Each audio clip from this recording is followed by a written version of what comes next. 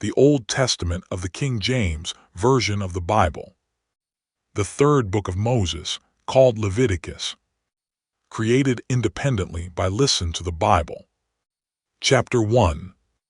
And the Lord called unto Moses, and spake unto him out of the tabernacle of the congregation, saying, Speak unto the children of Israel, and say unto them, If any man of you bring an offering unto the Lord, ye shall bring your offering of the cattle, even of the herd, and of the flock. If his offering be a burnt sacrifice of the herd, let him offer a male without blemish.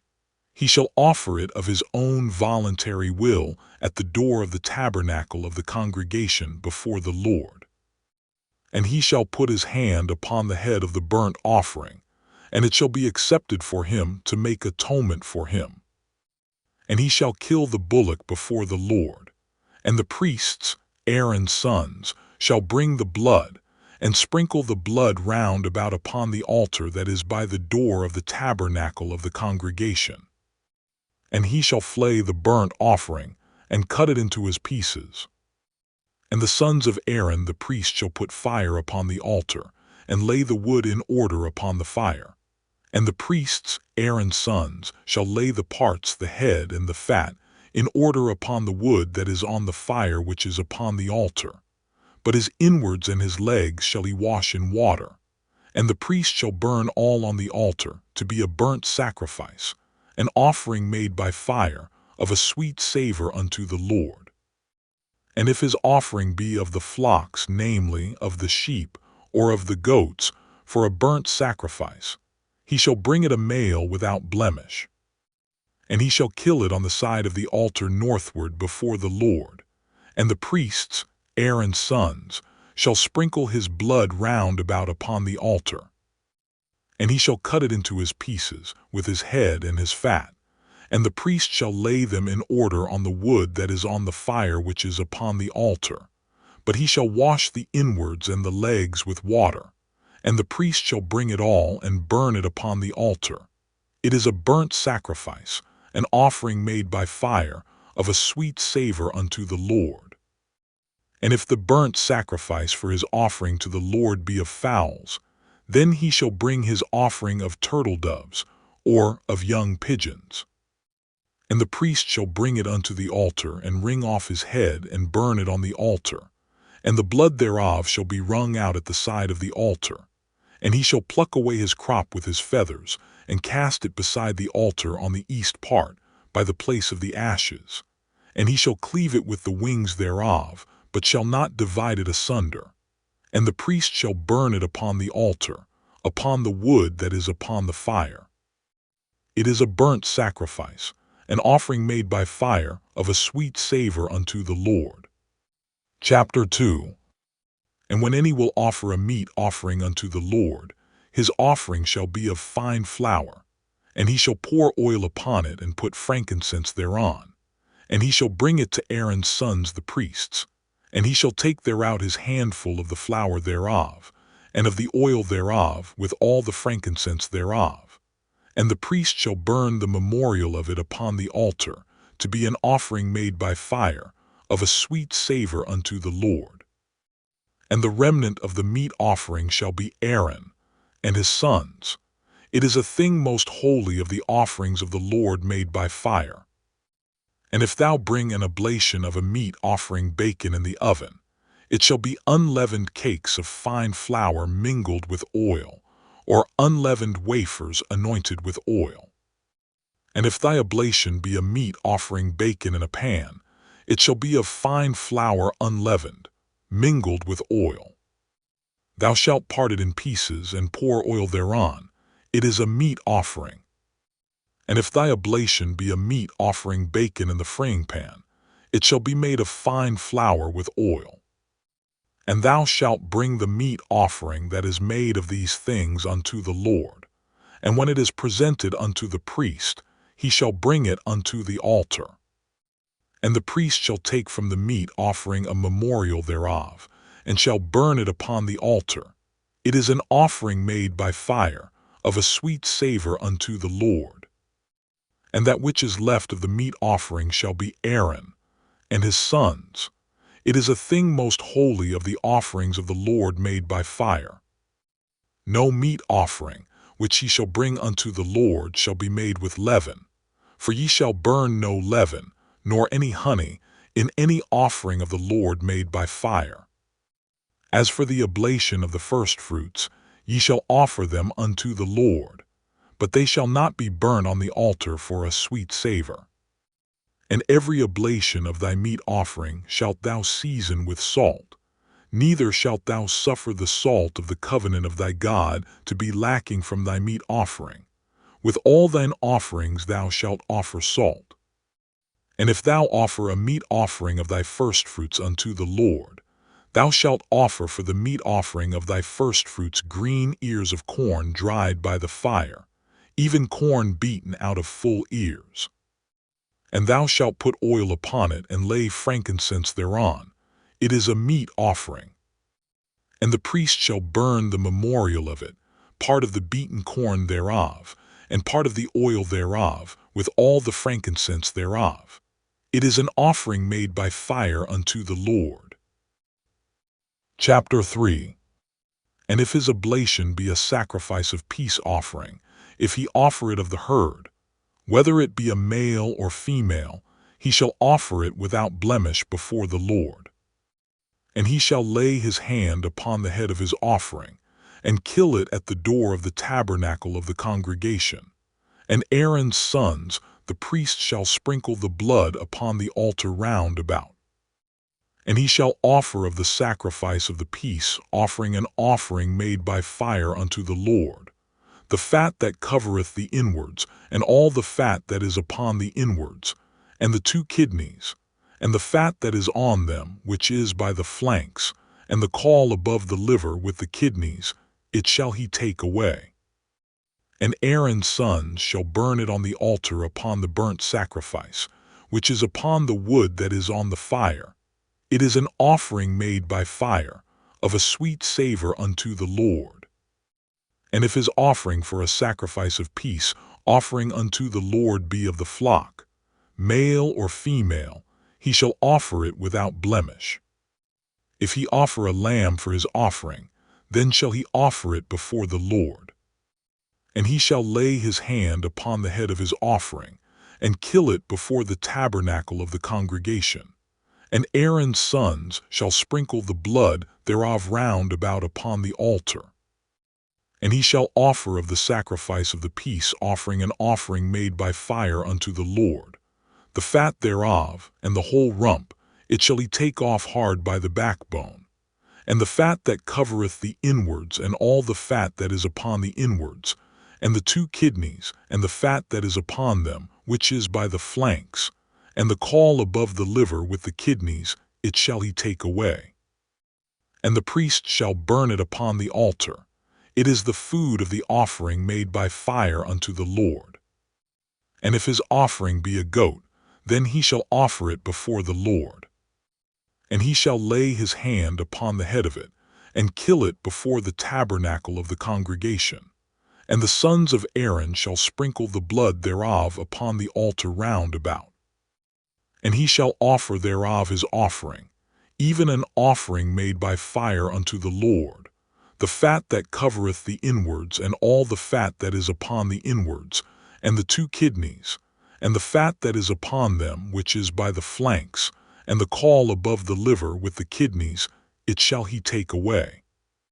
And the priest shall burn them upon the altar. It is the food of the offering made by fire for a sweet savor. All the fat is the Lord's. It shall be a perpetual statute for your generations throughout all your dwellings, that ye eat neither fat nor blood. Chapter 4. And the Lord spake unto Moses, saying, Speak unto the children of Israel, saying, If a soul shall sin through ignorance against any of the commandments of the Lord concerning things which ought not to be done, and shall do against any of them, if the priest that is anointed do sin according to the sin of the people, then let him bring for his sin, which he hath sinned, a young bullock without blemish unto the Lord for a sin offering. And he shall bring the bullock unto the door of the tabernacle of the congregation before the Lord. and shall lay his hand upon the bullock's head, and kill the bullock before the Lord. And the priest that is anointed shall take of the bullock's blood, and bring it to the tabernacle of the congregation. And the priest shall dip his finger in the blood, and sprinkle of the blood 7 times before the Lord, before the veil of the sanctuary. And the priest shall put some of the blood upon the horns of the altar of sweet incense before the Lord, which is in the tabernacle of the congregation, and shall pour all the blood of the bullock at the bottom of the altar of the burnt offering, which is at the door of the tabernacle of the congregation. And he shall take off from it all the fat of the bullock for the sin offering, the fat that covereth the inwards, and all the fat that is upon the inwards, and the 2 kidneys, and the fat that is upon them, which is by the flanks, and the caul above the liver, with the kidneys, it shall he take away, as it was taken off from the bullock of the sacrifice of peace offerings. And the priest shall burn them upon the altar of the burnt offering. And the skin of the bullock, and all his flesh, with his head, and with his legs, and his inwards, and his dung, even the whole bullock shall he carry forth without the camp unto a clean place, where the ashes are poured out, and burn him on the wood with fire. Where the ashes are poured out shall he be burnt. And if the whole congregation of Israel sin through ignorance, and the thing be hid from the eyes of the assembly, and they have done somewhat against any of the commandments of the Lord concerning things which should not be done, and are guilty, when the sin, which they have sinned against it, is known, then the congregation shall offer a young bullock for the sin, and bring him before the tabernacle of the congregation. And the elders of the congregation shall lay their hands upon the head of the bullock before the Lord, and the bullock shall be killed before the Lord. And the priest that is anointed shall bring of the bullock's blood to the tabernacle of the congregation, and the priest shall dip his finger in some of the blood, and sprinkle it 7 times before the Lord, even before the veil. And he shall put some of the blood upon the horns of the altar which is before the Lord, that is in the tabernacle of the congregation, and shall pour out all the blood at the bottom of the altar of the burnt offering, which is at the door of the tabernacle of the congregation. And he shall take all his fat from him, and burn it upon the altar. And he shall do with the bullock as he did with the bullock for a sin offering, so shall he do with this. And the priest shall make an atonement for them, and it shall be forgiven them. And he shall carry forth the bullock without the camp, and burn him as he burned the first bullock. It is a sin offering for the congregation. When a ruler hath sinned, and done somewhat through ignorance against any of the commandments of the Lord his God concerning things which should not be done, and is guilty, or if his sin, wherein he hath sinned, come to his knowledge, he shall bring his offering, a kid of the goats, a male without blemish, and he shall lay his hand upon the head of the goat, and kill it in the place where they kill the burnt offering before the Lord. It is a sin offering. And the priest shall take of the blood of the sin offering with his finger, and put it upon the horns of the altar of burnt offering, and shall pour out his blood at the bottom of the altar of burnt offering. And he shall burn all his fat upon the altar, as the fat of the sacrifice of peace offerings. And the priest shall make an atonement for him as concerning his sin, and it shall be forgiven him. And if any one of the common people sin through ignorance, while he doeth somewhat against any of the commandments of the Lord concerning things which ought not to be done, and be guilty, or if his sin which he hath sinned come to his knowledge, then he shall bring his offering, a kid of the goats, a female without blemish, for his sin which he hath sinned. And he shall lay his hand upon the head of the sin offering, and slay the sin offering in the place of the burnt offering.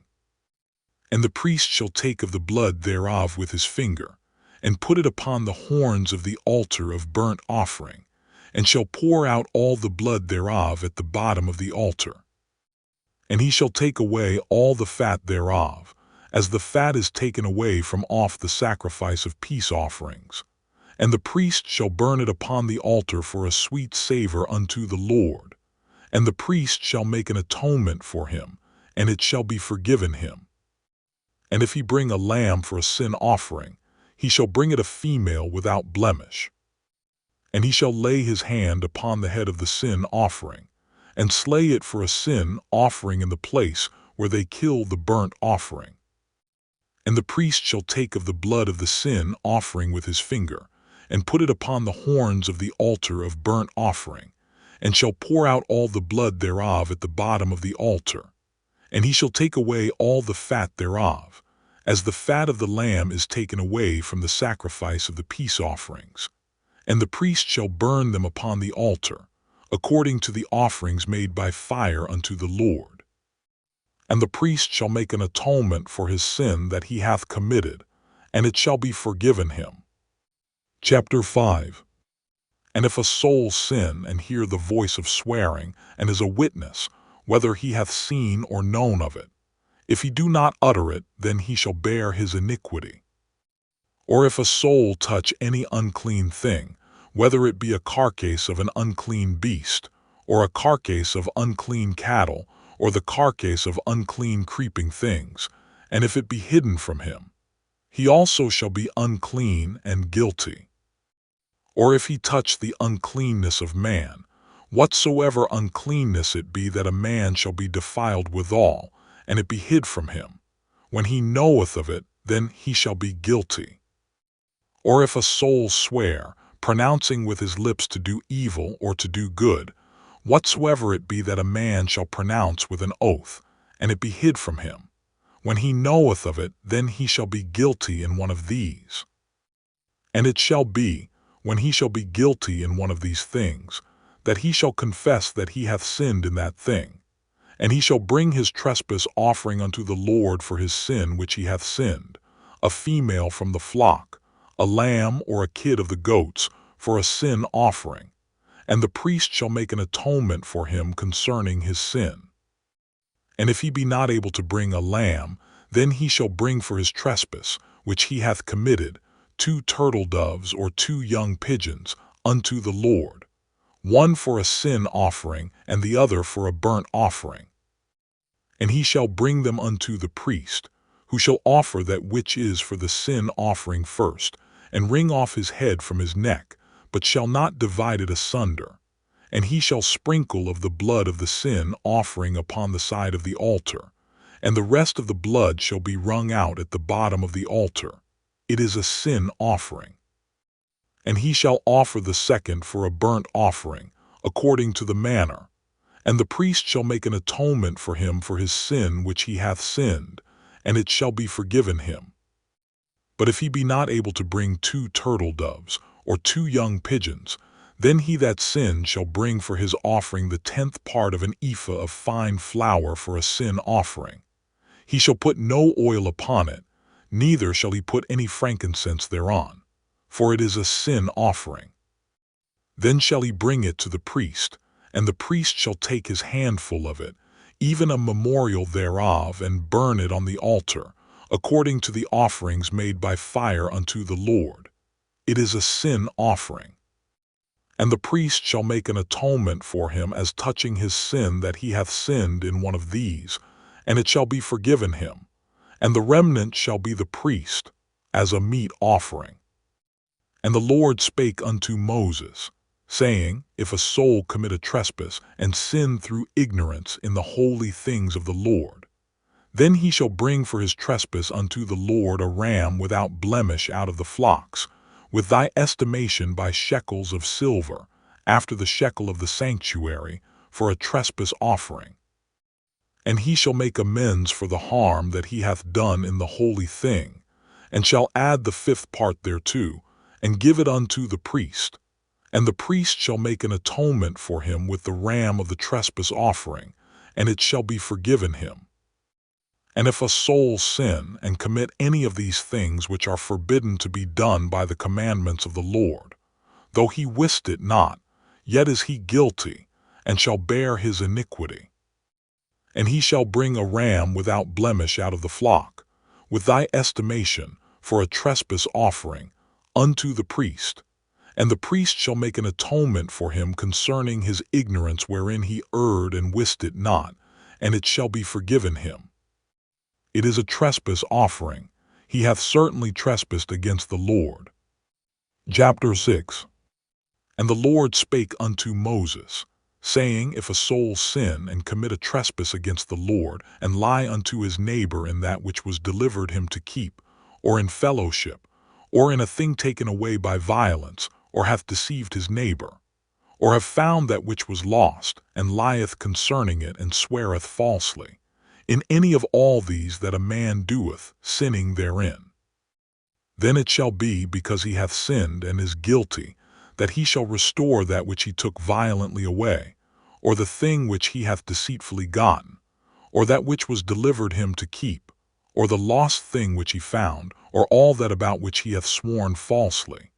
He shall even restore it in the principal, and shall add the 5th part more thereto, and give it unto him to whom it appertaineth in the day of his trespass offering. And he shall bring his trespass offering unto the Lord, a ram without blemish out of the flock, with thy estimation, for a trespass offering unto the priest. And the priest shall make an atonement for him before the Lord, and it shall be forgiven him for anything of all that he hath done in trespassing therein. And the Lord spake unto Moses, saying, Command Aaron and his sons, saying, This is the law of the burnt offering. It is the burnt offering, because of the burning upon the altar all night unto the morning, and the fire of the altar shall be burning in it. And the priest shall put on his linen garment, and his linen breeches shall he put upon his flesh, and take up the ashes which the fire hath consumed with the burnt offering on the altar, and he shall put them beside the altar. And he shall put off his garments, and put on other garments, and carry forth the ashes without the camp unto a clean place. And the fire upon the altar shall be burning in it. It shall not be put out. And the priest shall burn wood on it every morning, and lay the burnt offering in order upon it, and he shall burn thereon the fat of the peace offerings. The fire shall ever be burning upon the altar, it shall never go out. And this is the law of the meat offering. The sons of Aaron shall offer it before the Lord, before the altar. And he shall take of it his handful, of the flour of the meat offering, and of the oil thereof, and all the frankincense which is upon the meat offering, and shall burn it upon the altar for a sweet savor, even the memorial of it, unto the Lord. And the remainder thereof shall Aaron and his sons eat. With unleavened bread shall it be eaten in the holy place. In the court of the tabernacle of the congregation they shall eat it. It shall not be baken with leaven. I have given it unto them for their portion of my offerings made by fire. It is most holy, as is the sin offering, and as the trespass offering. All the males among the children of Aaron shall eat of it. It shall be a statute forever in your generations concerning the offerings of the Lord made by fire. Every one that toucheth them shall be holy. And the Lord spake unto Moses, saying, This is the offering of Aaron and of his sons, which they shall offer unto the Lord in the day when he is anointed. The 10th part of an ephah of fine flour for a meat offering perpetual, half of it in the morning, and half thereof at night. In a pan it shall be made with oil, and when it is baken, thou shalt bring it in. And the baken pieces of the meat offering shalt thou offer for a sweet savor unto the Lord. And the priest of his sons that is anointed in his stead shall offer it. It is a statute forever unto the Lord. It shall be wholly burnt. For every meat offering for the priest shall be wholly burnt. It shall not be eaten. And the Lord spake unto Moses, saying, Speak unto Aaron and to his sons, saying, This is the law of the sin offering. In the place where the burnt offering is killed shall the sin offering be killed before the Lord. It is most holy. The priest that offereth it for sin shall eat it. In the holy place shall it be eaten, in the court of the tabernacle of the congregation.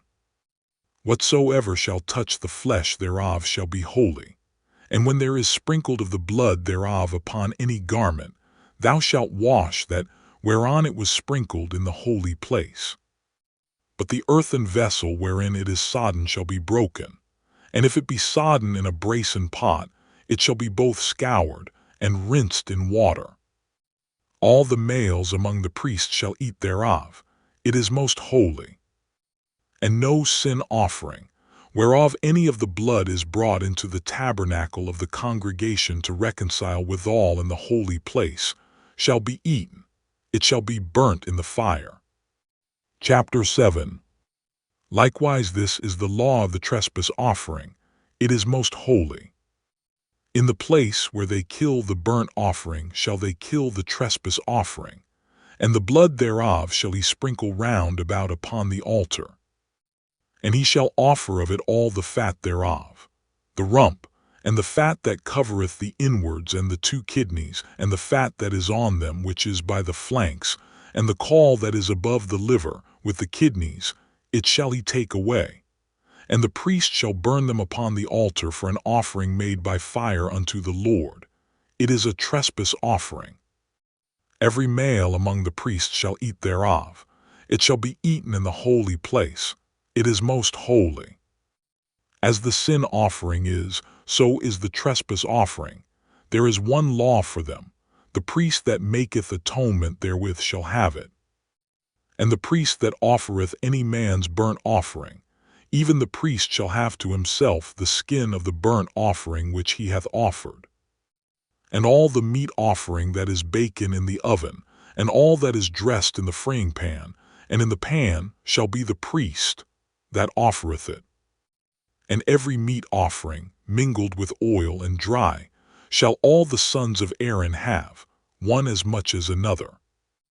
And this is the law of the sacrifice of peace offerings, which he shall offer unto the Lord. If he offer it for a thanksgiving, then he shall offer with the sacrifice of thanksgiving unleavened cakes mingled with oil, and unleavened wafers anointed with oil, and cakes mingled with oil, of fine flour fried. Besides the cakes, he shall offer for his offering leavened bread with the sacrifice of thanksgiving of his peace offerings. And of it he shall offer one out of the whole oblation for an heave offering unto the Lord, and it shall be the priest's that sprinkleth the blood of the peace offerings. And the flesh of the sacrifice of his peace offerings for thanksgiving shall be eaten the same day that it is offered. He shall not leave any of it until the morning. But if the sacrifice of his offering be a vow, or a voluntary offering, it shall be eaten the same day that he offereth his sacrifice. And on the morrow also the remainder of it shall be eaten.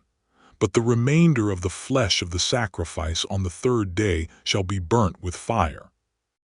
And if any of the flesh of the sacrifice of his peace offerings be eaten at all on the 3rd day, it shall not be accepted, neither shall it be imputed unto him that offereth it. It shall be an abomination, and the soul that eateth of it shall bear his iniquity. And the flesh that toucheth any unclean thing shall not be eaten. It shall be burnt with fire. And as for the flesh, all that be clean shall eat thereof.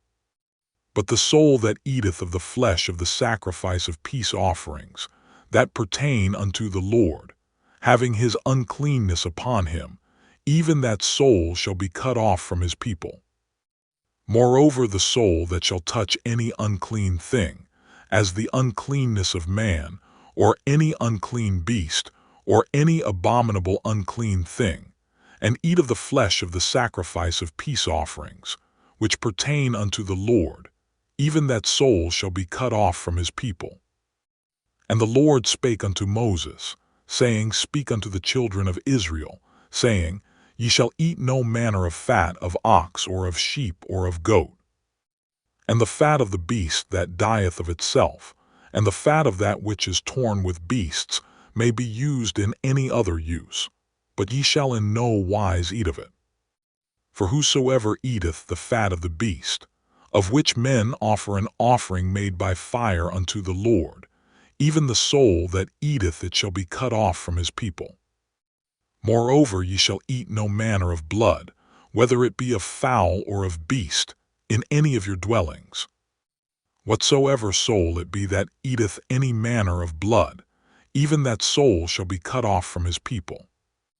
And the Lord spake unto Moses, saying, Speak unto the children of Israel, saying, He that offereth the sacrifice of his peace offerings unto the Lord shall bring his oblation unto the Lord of the sacrifice of his peace offerings.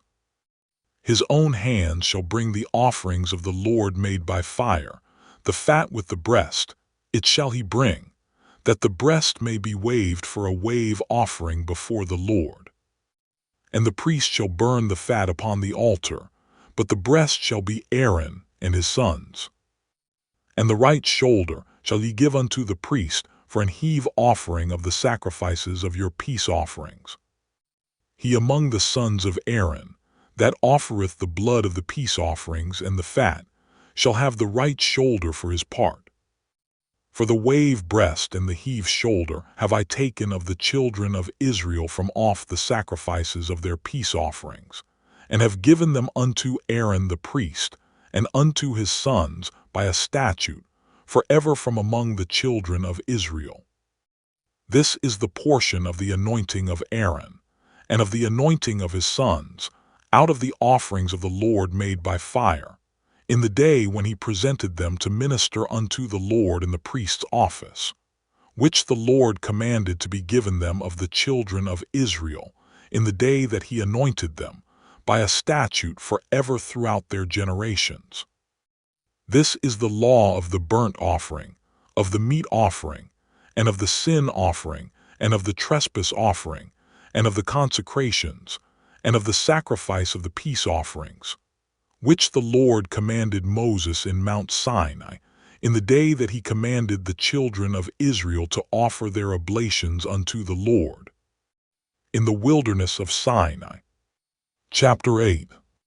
And the Lord spake unto Moses, saying, Take Aaron and his sons with him, and the garments, and the anointing oil, and a bullock for the sin offering, and 2 rams, and a basket of unleavened bread, and gather thou all the congregation together unto the door of the tabernacle of the congregation. And Moses did as the Lord commanded him, and the assembly was gathered together unto the door of the tabernacle of the congregation. And Moses said unto the congregation, This is the thing which the Lord commanded to be done. And Moses brought Aaron and his sons, and washed them with water. And he put upon him the coat, and girded him with the girdle, and clothed him with the robe, and put the ephod upon him.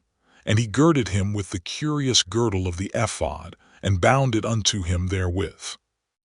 And he put the breastplate upon him. Also he put in the breastplate the Urim and the Thummim. And he put the mitre upon his head. Also upon the mitre, even upon his forefront, did he put the golden plate, the holy crown, as the Lord commanded Moses. And Moses took the anointing oil, and anointed the tabernacle and all that was therein, and sanctified them. And he sprinkled thereof upon the altar 7 times, and anointed the altar and all his vessels, both the laver and his foot, to sanctify them. And he poured of the anointing oil upon Aaron's head, and anointed him, to sanctify him. And Moses brought Aaron's sons, and put coats upon them, and girded them with girdles, and put bonnets upon them, as the Lord commanded Moses. And he brought the bullock for the sin offering, and Aaron and his sons laid their hands upon the head of the bullock for the sin offering. And he slew it, and Moses took the blood, and put it upon the horns of the altar round about with his finger, and purified the altar, and poured the blood at the bottom of the altar, and sanctified it, to make reconciliation upon it. And he took all the fat that was upon the inwards, and the caul above the liver, and the 2 kidneys, and their fat, and Moses burned it upon the altar. But the bullock and his hide, his flesh and his dung, he burnt with fire without the camp, as the Lord commanded Moses. And he brought the ram for the burnt offering, And Aaron and his sons laid their hands upon the head of the ram. And he killed it, and Moses sprinkled the blood upon the altar round about. And he cut the ram into pieces, and Moses burnt the head and the pieces and the fat. And he washed the inwards and the legs in water, and Moses burnt the whole ram upon the altar. It was a burnt sacrifice for a sweet savor, and an offering made by fire unto the Lord, as the Lord commanded Moses. And he brought the other ram, the ram of consecration, and Aaron and his sons laid their hands upon the head of the ram. And he slew it, and Moses took of the blood of it, and put it upon the tip of Aaron's right ear, and upon the thumb of his right hand, and upon the great toe of his right foot. And he brought Aaron's sons, and Moses put of the blood upon the tip of their right ear, and upon the thumbs of their right hands, and upon the great toes of their right feet. And Moses sprinkled the blood upon the altar round about. And he took the fat and the rump, and all the fat that was upon the inwards, and the caul above the liver, and the 2 kidneys and their fat, and the right shoulder. And out of the basket of unleavened bread that was before the Lord, he took 1 unleavened cake and a cake of oiled bread and 1 wafer, and put them on the fat, and upon the right shoulder. And he put all upon Aaron's hands, and upon his sons' hands, and waved them for a wave offering before the Lord. And Moses took them from off their hands, and burnt them on the altar upon the burnt offering. They were consecrations for a sweet savor. It is an offering made by fire unto the Lord. And Moses took the breast, and waved it for a wave offering before the Lord. For of the ram of consecration it was Moses' part, as the Lord commanded Moses. And Moses took of the anointing oil and of the blood which was upon the altar, and sprinkled it upon Aaron, and upon his garments, and upon his sons, and upon his sons' garments with him, and sanctified Aaron and his garments, and his sons' garments with him. And Moses said unto Aaron and to his sons, Boil the flesh at the door of the tabernacle of the congregation, and there eat it with the bread that is in the basket of consecrations, as I commanded, saying, Aaron and his sons shall eat it. And that which remaineth of the flesh, and of the bread shall ye burn with fire. And ye shall not go out of the door of the tabernacle of the congregation in 7 days, until the days of your consecration be at an end. For 7 days shall he consecrate you. As he hath done this day, so the Lord hath commanded to do, to make an atonement for you. Therefore shall ye abide at the door of the tabernacle of the congregation day and night 7 days, and keep the charge of the Lord, that ye die not. For so I am commanded. So Aaron and his sons did all things which the Lord commanded by the hand of Moses. Chapter 9. And it came to pass on the 8th day, that Moses called Aaron and his sons and the elders of Israel. And he said unto Aaron, Take thee a young calf for a sin offering, and a ram for a burnt offering, without blemish, and offer them before the Lord. And unto the children of Israel thou shalt speak, saying, Take ye a kid of the goats for a sin offering, and a calf and a lamb both of the first year without blemish, for a burnt offering, also a bullock and a ram for peace offerings, to sacrifice before the Lord, and a meat offering mingled with oil, for today the Lord will appear unto you. And they brought that which Moses commanded before the tabernacle of the congregation, and all the congregation drew near and stood before the Lord. And Moses said, This is the thing which the Lord commanded that ye should do, and the glory of the Lord shall appear unto you. And Moses said unto Aaron, Go unto the altar, and offer thy sin offering and thy burnt offering, and make an atonement for thyself and for the people, and offer the offering of the people, and make an atonement for them, as the Lord commanded. Aaron therefore went unto the altar, and slew the calf of the sin offering, which was for himself. And the sons of Aaron brought the blood unto him, And he dipped his finger in the blood and put it upon the horns of the altar, and poured out the blood at the bottom of the altar. But the fat, and the kidneys, and the caul above the liver of the sin offering, he burnt upon the altar, as the Lord commanded Moses. And the flesh and the hide he burnt with fire without the camp. And he slew the burnt offering, and Aaron's sons presented unto him the blood, which he sprinkled round about upon the altar. And they presented the burnt offering unto him, with the pieces thereof and the head, and he burnt them upon the altar. And he did wash the inwards and the legs, and burnt them upon the burnt offering on the altar. And he brought the people's offering, and took the goat, which was the sin offering for the people, and slew it, and offered it for sin as the first. And he brought the burnt offering, and offered it according to the manner. And he brought the meat offering, and took an handful thereof, and burnt it upon the altar, beside the burnt sacrifice of the morning.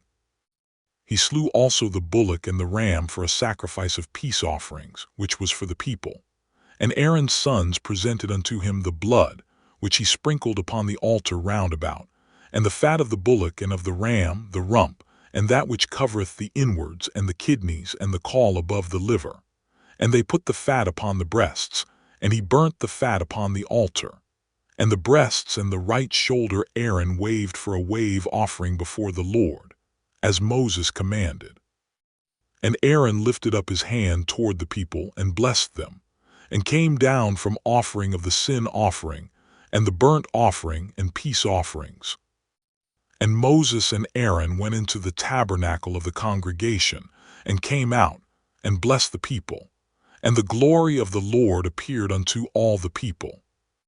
And there came a fire out from before the Lord, and consumed upon the altar the burnt offering and the fat, which when all the people saw, they shouted, and fell on their faces.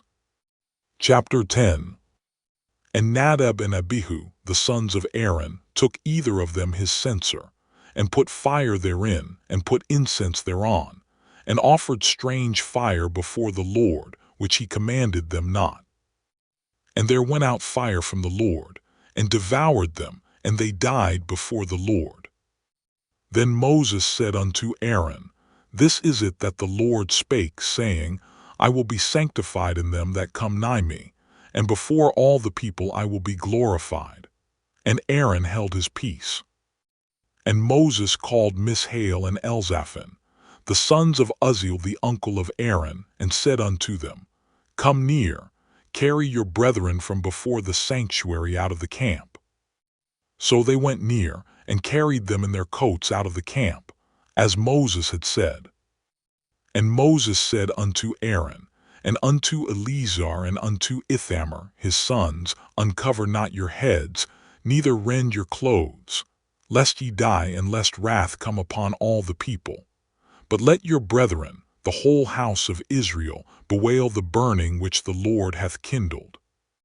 And ye shall not go out from the door of the tabernacle of the congregation, lest ye die, for the anointing oil of the Lord is upon you. And they did according to the word of Moses.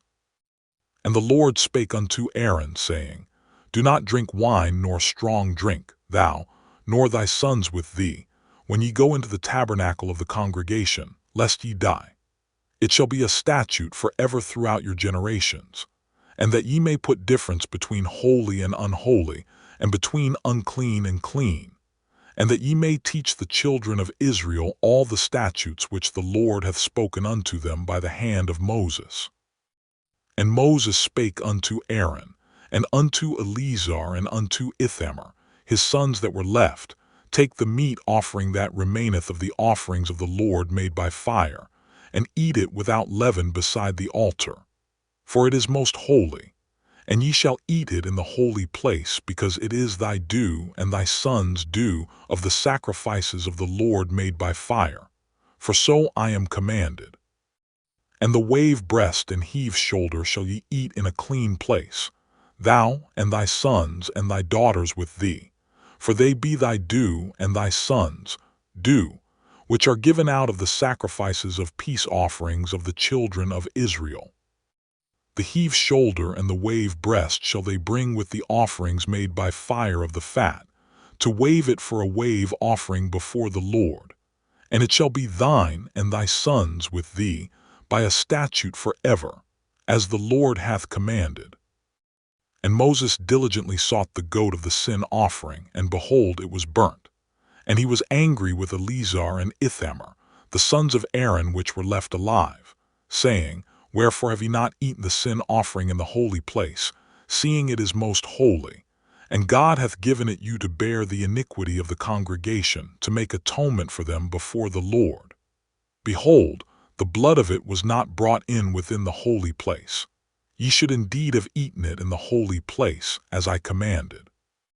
And Aaron said unto Moses, Behold, this day have they offered their sin offering and their burnt offering before the Lord, and such things have befallen me. And if I had eaten the sin offering today, should it have been accepted in the sight of the Lord? And when Moses heard that, he was content. Chapter 11. And the Lord spake unto Moses and to Aaron, saying unto them, Speak unto the children of Israel, saying, These are the beasts which ye shall eat among all the beasts that are on the earth. Whatsoever parteth the hoof and is cloven-footed, and cheweth the cud among the beasts, that shall ye eat. Nevertheless these shall ye not eat of them that chew the cud, or of them that divide the hoof. As the camel, because he cheweth the cud, but divideth not the hoof, he is unclean unto you. And the coney, because he cheweth the cud, but divideth not the hoof, he is unclean unto you. And the hare, because he cheweth the cud, but divideth not the hoof, he is unclean unto you. And the swine, though he divide the hoof and be cloven-footed, yet he cheweth not the cud, he is unclean to you. Of their flesh shall ye not eat, and their carcase shall ye not touch, they are unclean to you. These shall ye eat of all that are in the waters. Whatsoever hath fins and scales in the waters, in the seas, and in the rivers, them shall ye eat. And all that have not fins and scales in the seas, and in the rivers, of all that move in the waters, and of any living thing which is in the waters, they shall be an abomination unto you. They shall be even an abomination unto you. Ye shall not eat of their flesh, but ye shall have their carcasses in abomination. Whatsoever hath no fins nor scales in the waters, that shall be an abomination unto you. And these are they which ye shall have in abomination among the fowls. They shall not be eaten, they are an abomination. The eagle and the ossifrage and the osprey and the vulture and the kite after his kind, every raven after his kind, and the owl and the night hawk and the cuckoo and the hawk after his kind, and the little owl and the cormorant and the great owl and the swan and the pelican and the jeer eagle and the stork, the heron after her kind, and the lapwing and the bat. All fowls that creep, going upon all four, shall be an abomination unto you. Yet these may ye eat of every flying creeping thing that goeth upon all four, which have legs above their feet, to leap withal upon the earth.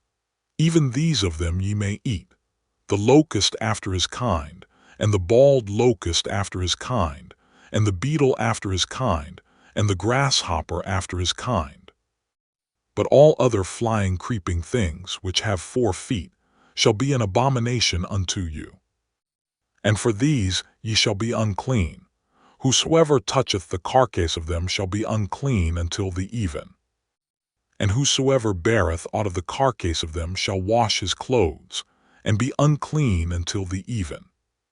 The carcases of every beast which divideth the hoof, and is not cloven-footed, nor cheweth the cud, are unclean unto you. Every one that toucheth them shall be unclean. And whatsoever goeth upon his paws, among all manner of beasts that go on all 4, those are unclean unto you. Whoso toucheth their carcase shall be unclean until the even. And he that beareth the carcase of them shall wash his clothes, and be unclean until the even. They are unclean unto you. These also shall be unclean unto you among the creeping things that creep upon the earth, the weasel and the mouse and the tortoise after his kind, and the ferret and the chameleon and the lizard and the snail and the mole. These are unclean to you among all that creep. Whosoever doth touch them, when they be dead, shall be unclean until the even.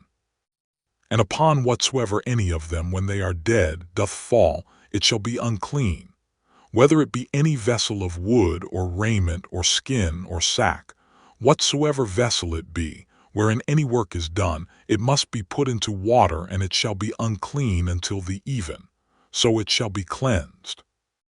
And every earthen vessel, whereinto any of them falleth, whatsoever is in it shall be unclean, and ye shall break it. Of all meat which may be eaten, that on which such water cometh shall be unclean, and all drink that may be drunk in every such vessel shall be unclean. And everything whereupon any part of their carcase falleth shall be unclean, whether it be oven or ranges for pots, they shall be broken down, for they are unclean and shall be unclean unto you. Nevertheless a fountain or pit, wherein there is plenty of water, shall be clean, but that which toucheth their carcase shall be unclean. And if any part of their carcase fall upon any sowing seed which is to be sown, it shall be clean. But if any water be put upon the seed, and any part of their carcase fall thereon, it shall be unclean unto you. And if any beast, of which ye may eat, die, he that toucheth the carcase thereof shall be unclean until the even. And he that eateth of the carcase of it shall wash his clothes, and be unclean until the even. He also that beareth the carcase of it shall wash his clothes, and be unclean until the even. And every creeping thing that creepeth upon the earth shall be an abomination, it shall not be eaten. Whatsoever goeth upon the belly, and whatsoever goeth upon all four, or whatsoever hath more feet among all creeping things that creep upon the earth, them ye shall not eat, for they are an abomination. Ye shall not make yourselves abominable with any creeping thing that creepeth, neither shall ye make yourselves unclean with them, that ye should be defiled thereby. For I am the Lord your God. Ye shall therefore sanctify yourselves, and ye shall be holy, for I am holy. Neither shall ye defile yourselves with any manner of creeping thing that creepeth upon the earth. For I am the Lord that bringeth you up out of the land of Egypt to be your God. Ye shall therefore be holy, for I am holy. This is the law of the beasts, and of the fowl, and of every living creature that moveth in the waters, and of every creature that creepeth upon the earth, to make a difference between the unclean and the clean, and between the beast that may be eaten and the beast that may not be eaten. Chapter 12. And the Lord spake unto Moses, saying, Speak unto the children of Israel, saying, If a woman have conceived seed, and born a man child, then she shall be unclean 7 days. According to the days of the separation for her infirmity shall she be unclean. And in the 8th day the flesh of his foreskin shall be circumcised. And she shall then continue in the blood of her purifying 33 days. She shall touch no hallowed thing, nor come into the sanctuary, until the days of her purifying be fulfilled. But if she bear a maid child, then she shall be unclean 2 weeks, as in her separation, and she shall continue in the blood of her purifying 66 days. And when the days of her purifying are fulfilled, for a son or for a daughter, she shall bring a lamb of the 1st year for a burnt offering, and a young pigeon or a turtle dove for a sin offering, unto the door of the tabernacle of the congregation, unto the priest, who shall offer it before the Lord and make an atonement for her, and she shall be cleansed from the issue of her blood. This is the law for her that hath borne a male or a female. And if she be not able to bring a lamb, then she shall bring 2 turtles or 2 young pigeons, the one for the burnt offering and the other for a sin offering. And the priest shall make an atonement for her, and she shall be clean. Chapter 13. And the Lord spake unto Moses and Aaron, saying, When a man shall have in the skin of his flesh a rising, a scab or bright spot, and it be in the skin of his flesh like the plague of leprosy, then he shall be brought unto Aaron the priest, or unto one of his sons the priests, and the priest shall look on the plague in the skin of the flesh. And when the hair in the plague is turned white, and the plague in sight be deeper than the skin of his flesh, it is a plague of leprosy. And the priest shall look on him, and pronounce him unclean.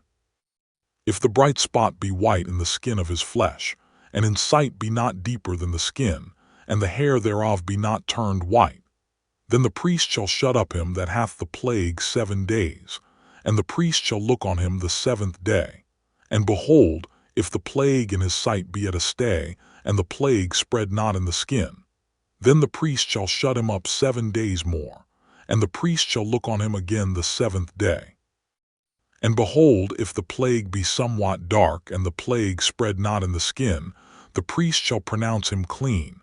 It is but a scab, and he shall wash his clothes and be clean. But if the scab spread much abroad in the skin, after that he hath been seen of the priest for his cleansing, he shall be seen of the priest again. And if the priest see that, behold, the scab spreadeth in the skin, then the priest shall pronounce him unclean. It is a leprosy. When the plague of leprosy is in a man, then he shall be brought unto the priest, and the priest shall see him. And behold, if the rising be white in the skin, and it have turned the hair white, and there be quick raw flesh in the rising, it is an old leprosy in the skin of his flesh, and the priest shall pronounce him unclean, and shall not shut him up, for he is unclean. And if a leprosy break out abroad in the skin, and the leprosy cover all the skin of him that hath the plague from his head even to his foot, wheresoever the priest looketh, then the priest shall consider. And behold, if the leprosy have covered all his flesh, he shall pronounce him clean that hath the plague. It is all turned white, he is clean. But when raw flesh appeareth in him, he shall be unclean. And the priest shall see the raw flesh, and pronounce him to be unclean. For the raw flesh is unclean, it is a leprosy. Or if the raw flesh turn again and be changed unto white, he shall come unto the priest, and the priest shall see him. And behold, if the plague be turned into white, then the priest shall pronounce him clean that hath the plague. He is clean. The flesh also, in which, even in the skin thereof, was a boil, and is healed, and in the place of the boil there be a white rising, or a bright spot, white and somewhat reddish, and it be showed to the priest. And if when the priest seeth it, behold, it be in sight lower than the skin, and the hair thereof be turned white, the priest shall pronounce him unclean. It is a plague of leprosy broken out of the boil. But if the priest look on it, and behold, there be no white hairs therein, and if it be not lower than the skin, but be somewhat dark, then the priest shall shut him up 7 days. And if it spread much abroad in the skin, then the priest shall pronounce him unclean. It is a plague. But if the bright spot stay in his place, and spread not, it is a burning boil, and the priest shall pronounce him clean. Or if there be any flesh in the skin whereof there is a hot burning, and the quick flesh that burneth have a white bright spot, somewhat reddish or white, then the priest shall look upon it. And behold, if the hair in the bright spot be turned white, and it be in sight deeper than the skin, it is a leprosy broken out of the burning, wherefore the priest shall pronounce him unclean. It is the plague of leprosy. But if the priest look on it, and behold, there be no white hair in the bright spot, and it be no lower than the other skin, but be somewhat dark, then the priest shall shut him up 7 days, and the priest shall look upon him the 7th day. And if it be spread much abroad in the skin, then the priest shall pronounce him unclean. It is the plague of leprosy. And if the bright spot stay in his place, and spread not in the skin, but it be somewhat dark, it is a rising of the burning, and the priest shall pronounce him clean, for it is an inflammation of the burning. If a man or woman have a plague upon the head or the beard, Then the priest shall see the plague, and behold, if it be in sight deeper than the skin, and there be in it a yellow thin hair, then the priest shall pronounce him unclean. It is a dry scall, even a leprosy upon the head or beard. And if the priest look on the plague of the scall, and behold, it be not in sight deeper than the skin, and that there is no black hair in it, then the priest shall shut up him that hath the plague of the scall 7 days. And in the 7th day the priest shall look on the plague. And behold, if the scall spread not, and there be in it no yellow hair, and the scall be not in sight deeper than the skin, he shall be shaven, but the scall shall he not shave. And the priest shall shut up him that hath the scall 7 days more. And in the 7th day the priest shall look on the scall. And behold, if the scall be not spread in the skin, nor be in sight deeper than the skin, then the priest shall pronounce him clean, and he shall wash his clothes and be clean. But if the scall spread much in the skin after his cleansing, then the priest shall look on him. And behold, if the scall be spread in the skin, the priest shall not seek for yellow hair, he is unclean. But if the scall be in his sight at a stay, and that there is black hair grown up therein, the scall is healed, he is clean, and the priest shall pronounce him clean. If a man also or a woman have in the skin of their flesh bright spots, even white bright spots, then the priest shall look, and behold, if the bright spots in the skin of their flesh be darkish white, it is a freckled spot that groweth in the skin, he is clean. And the man whose hair is fallen off his head, he is bald, yet is he clean. And he that hath his hair fallen off from the part of his head toward his face, he is forehead bald, yet is he clean. And if there be in the bald head or bald forehead a white reddish sore, it is a leprosy sprung up in his bald head or his bald forehead. Then the priest shall look upon it, and behold, if the rising of the sore be white reddish in his bald head, or in his bald forehead, as the leprosy appeareth in the skin of the flesh, he is a leprous man, he is unclean. The priest shall pronounce him utterly unclean, his plague is in his head. And the leper in whom the plague is, his clothes shall be rent, and his head bare, and he shall put a covering upon his upper lip, and shall cry, unclean, unclean. All the days wherein the plague shall be in him he shall be defiled. He is unclean, he shall dwell alone, without the camp shall his habitation be.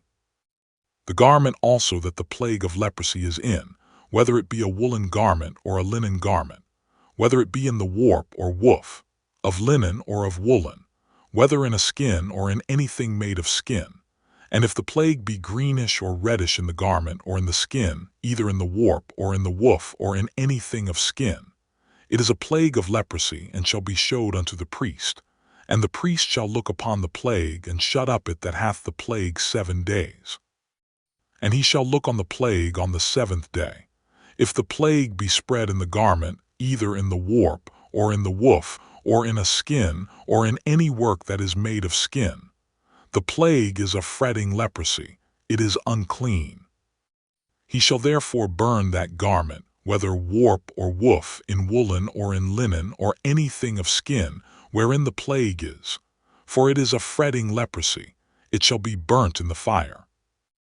And if the priest shall look, and behold, the plague be not spread in the garment, either in the warp or in the woof or in anything of skin, then the priest shall command that they wash the thing wherein the plague is, and he shall shut it up 7 days more. And the priest shall look on the plague after that it is washed. And behold, if the plague have not changed his color, and the plague be not spread, it is unclean. Thou shalt burn it in the fire. It is fret inward, whether it be bare within or without.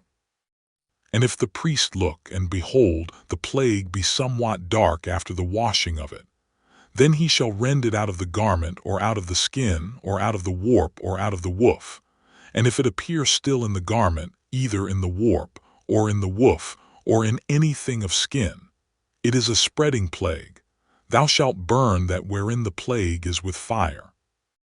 And the garment, either warp or woof, or whatsoever thing of skin it be, which thou shalt wash if the plague be departed from them. Then it shall be washed the second time, and shall be clean. This is the law of the plague of leprosy in a garment of woolen or linen, either in the warp, or woof, or anything of skins, to pronounce it clean, or to pronounce it unclean. Chapter 14. And the Lord spake unto Moses, saying, This shall be the law of the leper in the day of his cleansing. He shall be brought unto the priest, and the priest shall go forth out of the camp, and the priest shall look, and behold, if the plague of leprosy be healed in the leper. Then shall the priest command to take for him that is to be cleansed 2 birds alive and clean, and cedar wood, and scarlet, and hyssop. And the priest shall command that one of the birds be killed in an earthen vessel over running water. As for the living bird, he shall take it, and the cedar wood, and the scarlet, and the hyssop, and shall dip them and the living bird in the blood of the bird that was killed over the running water.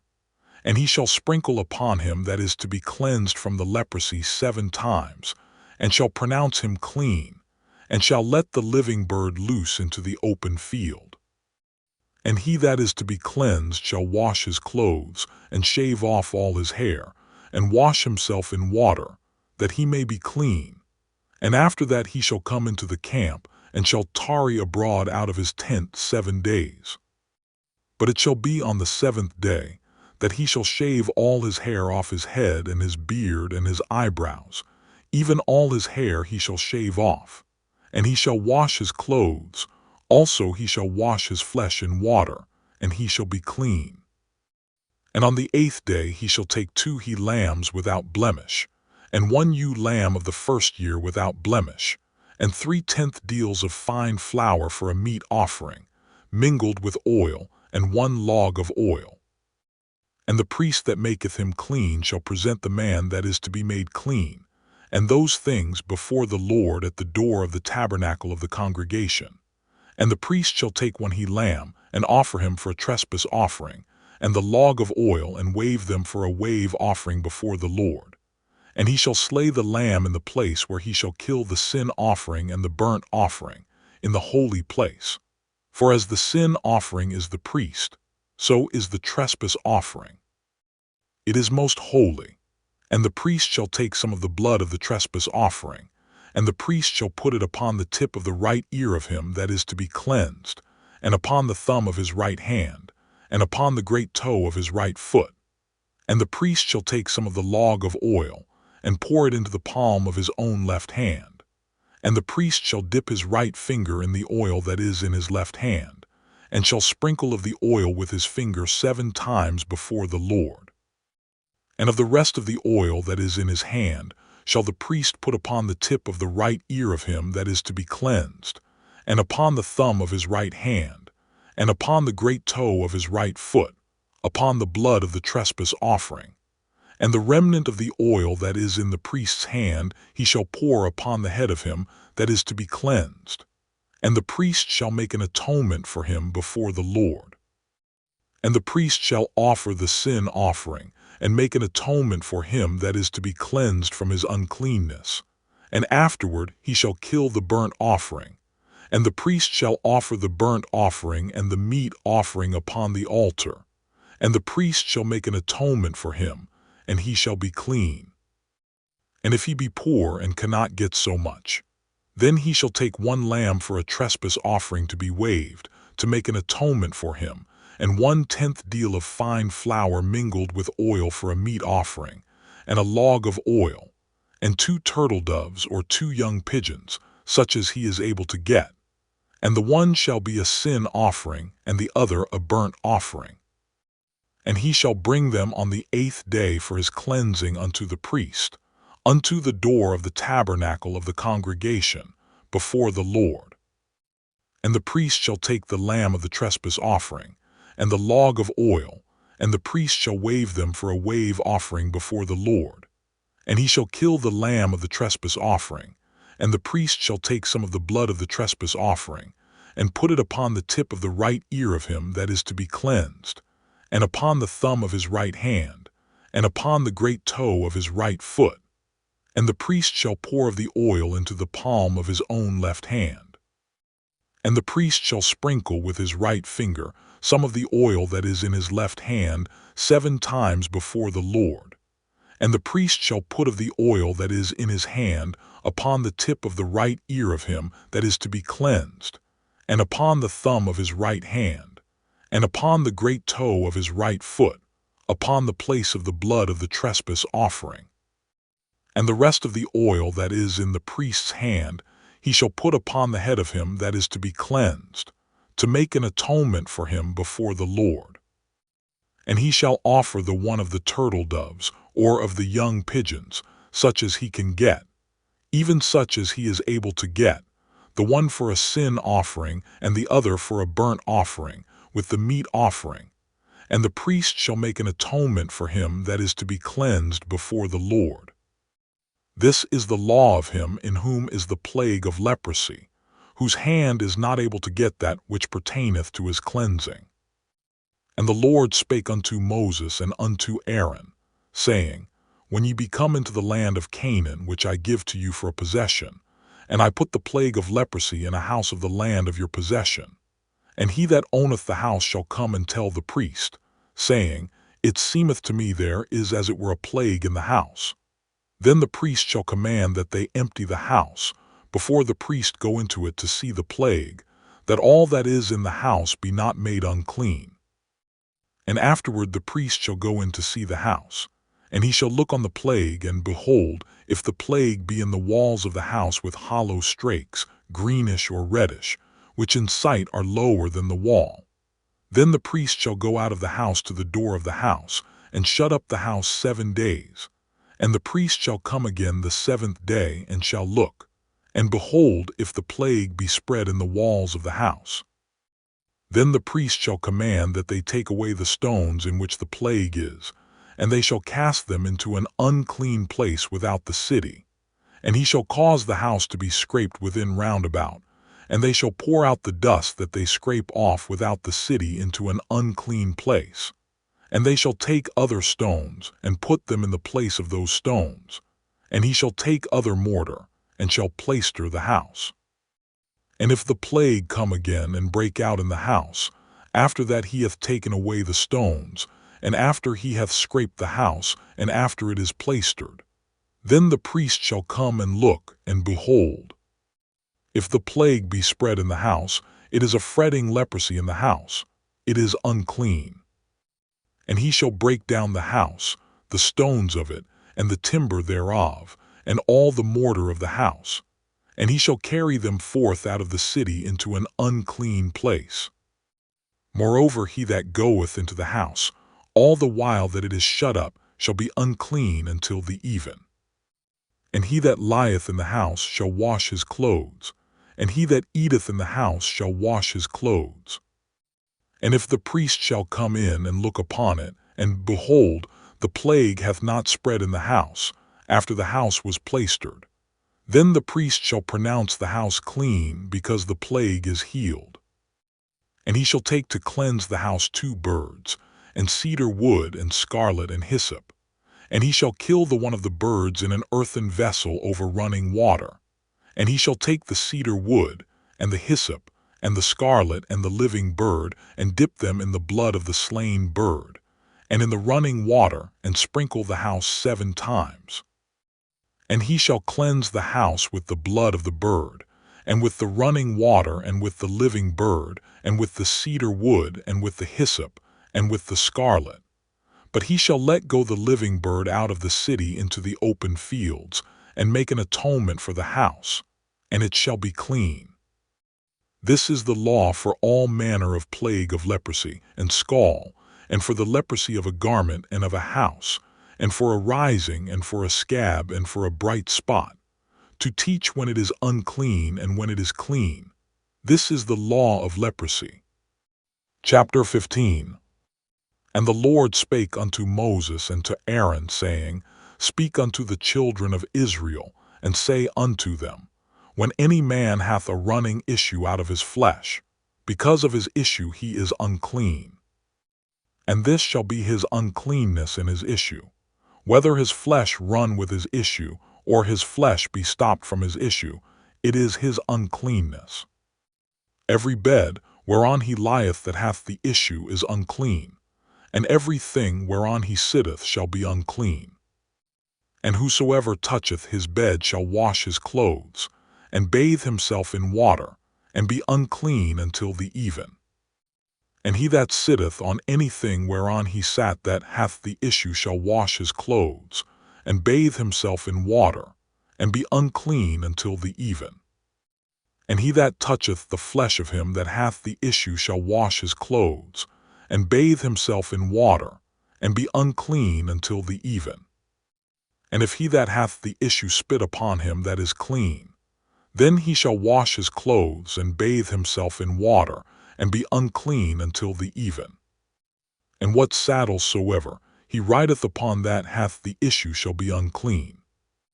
And whosoever toucheth anything that was under him shall be unclean until the even. And he that beareth any of those things shall wash his clothes, and bathe himself in water, and be unclean until the even. And whomsoever he toucheth that hath the issue, and hath not rinsed his hands in water, he shall wash his clothes, and bathe himself in water, and be unclean until the even. And the vessel of earth that he toucheth which hath the issue shall be broken, and every vessel of wood shall be rinsed in water. And when he that hath an issue is cleansed of his issue, then he shall number to himself 7 days for his cleansing, and wash his clothes, and bathe his flesh in running water, and shall be clean. And on the 8th day he shall take to him 2 turtle doves, or 2 young pigeons, and come before the Lord unto the door of the tabernacle of the congregation, and give them unto the priest. And the priest shall offer them, the one for a sin offering, and the other for a burnt offering. And the priest shall make an atonement for him before the Lord for his issue. And if any man's seed of copulation go out from him, then he shall wash all his flesh in water, and be unclean until the even. And every garment and every skin, whereon is the seed of copulation, shall be washed with water, and be unclean until the even. The woman also with whom man shall lie with seed of copulation, they shall both bathe themselves in water, and be unclean until the even. And if a woman have an issue, and her issue in her flesh be blood, she shall be put apart 7 days, and whosoever toucheth her shall be unclean until the even. And everything that she lieth upon in her separation shall be unclean. Everything also that she sitteth upon shall be unclean. And whosoever toucheth her bed shall wash his clothes, and bathe himself in water, and be unclean until the even. And whosoever toucheth anything that she sat upon shall wash his clothes, and bathe himself in water, and be unclean until the even. And if it be on her bed, or on anything whereon she sitteth, when he toucheth it, he shall be unclean until the even. And if any man lie with her at all, and her flowers be upon him, he shall be unclean 7 days, and all the bed whereon he lieth shall be unclean. And if a woman have an issue of her blood many days out of the time of her separation, or if it run beyond the time of her separation, all the days of the issue of her uncleanness shall be as the days of her separation. She shall be unclean. Every bed whereon she lieth all the days of her issue shall be unto her as the bed of her separation. And whatsoever she sitteth upon shall be unclean, as the uncleanness of her separation. And whosoever toucheth those things shall be unclean, and shall wash his clothes, and bathe himself in water, and be unclean until the even. But if she be cleansed of her issue, then she shall number to herself 7 days, and after that she shall be clean. And on the 8th day she shall take unto her 2 turtles, or 2 young pigeons, and bring them unto the priest, to the door of the tabernacle of the congregation. And the priest shall offer the one for a sin offering, and the other for a burnt offering. And the priest shall make an atonement for her before the Lord for the issue of her uncleanness. Thus shall ye separate the children of Israel from their uncleanness, that they die not in their uncleanness, when they defile my tabernacle that is among them. This is the law of him that hath an issue, and of him whose seed goeth from him, and is defiled therewith, and of her that is sick of her flowers, and of him that hath an issue of the man and of the woman, and of him that lieth with her that is unclean. Chapter 16. And the Lord spake unto Moses after the death of the two sons of Aaron, when they offered before the Lord, and died. And the Lord said unto Moses, Speak unto Aaron thy brother, that he come not at all times into the holy place within the veil before the mercy seat which is upon the ark, that he die not, for I will appear in the cloud upon the mercy seat. Thus shall Aaron come into the holy place, with a young bullock for a sin offering, and a ram for a burnt offering.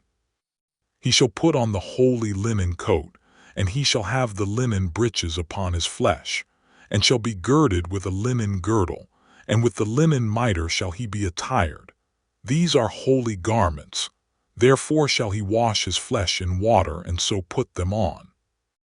And he shall take of the congregation of the children of Israel 2 kids of the goats for a sin offering, and 1 ram for a burnt offering.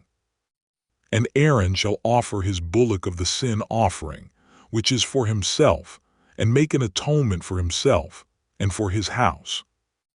And he shall take the 2 goats, and present them before the Lord at the door of the tabernacle of the congregation. And Aaron shall cast lots upon the 2 goats, 1 lot for the Lord, and the other lot for the scapegoat. And Aaron shall bring the goat upon which the Lord's lot fell, and offer him for a sin offering. But the goat, on which the lot fell to be the scapegoat, shall be presented alive before the Lord, to make an atonement with him, and to let him go for a scapegoat into the wilderness.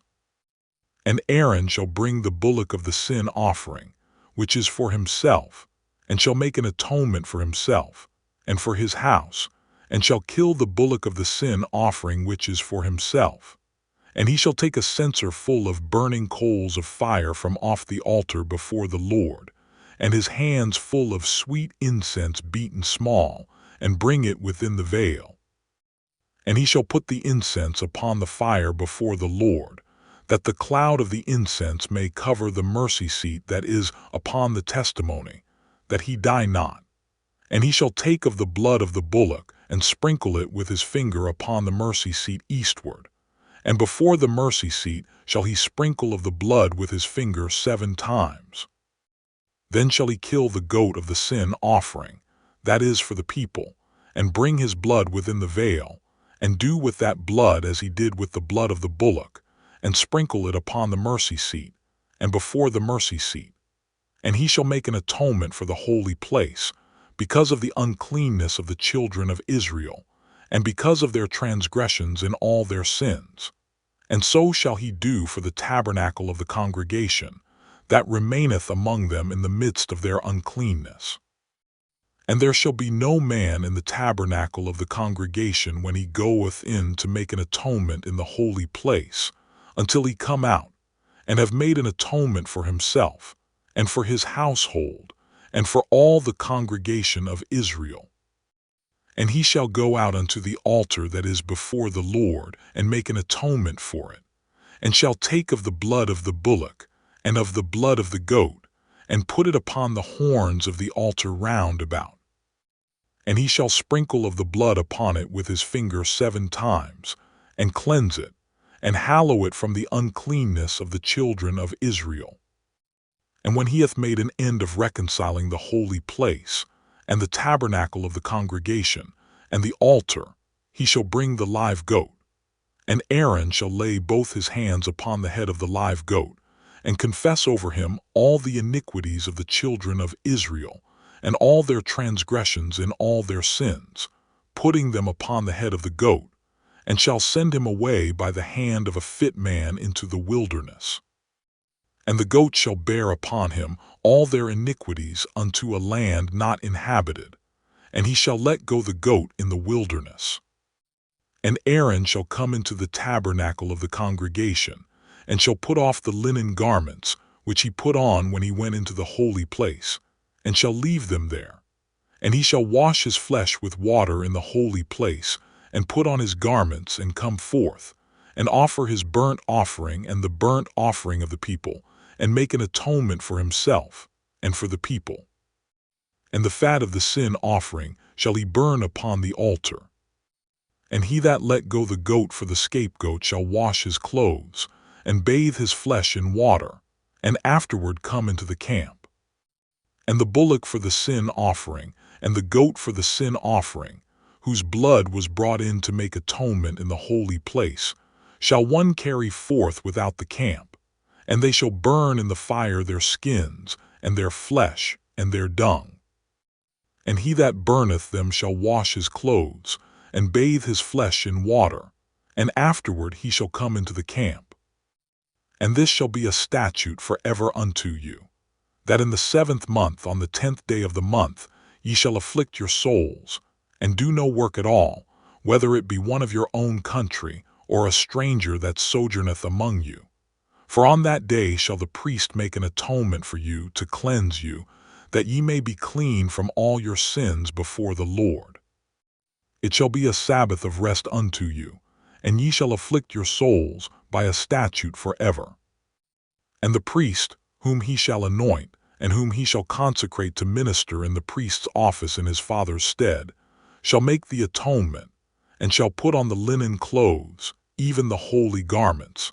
And he shall make an atonement for the holy sanctuary, and he shall make an atonement for the tabernacle of the congregation, and for the altar, and he shall make an atonement for the priests, and for all the people of the congregation. And this shall be an everlasting statute unto you, to make an atonement for the children of Israel for all their sins once a year. And he did as the Lord commanded Moses. Chapter 17.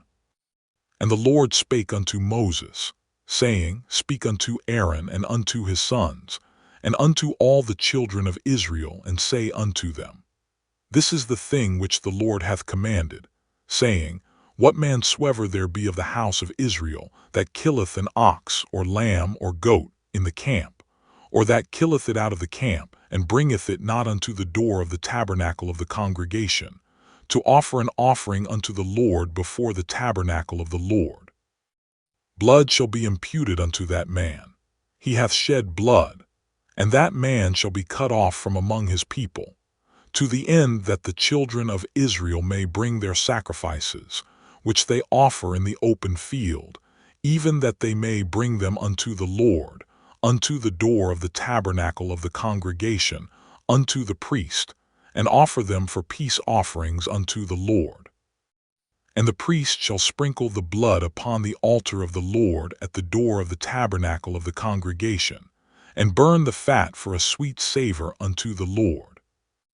And they shall no more offer their sacrifices unto devils, after whom they have gone a-whoring.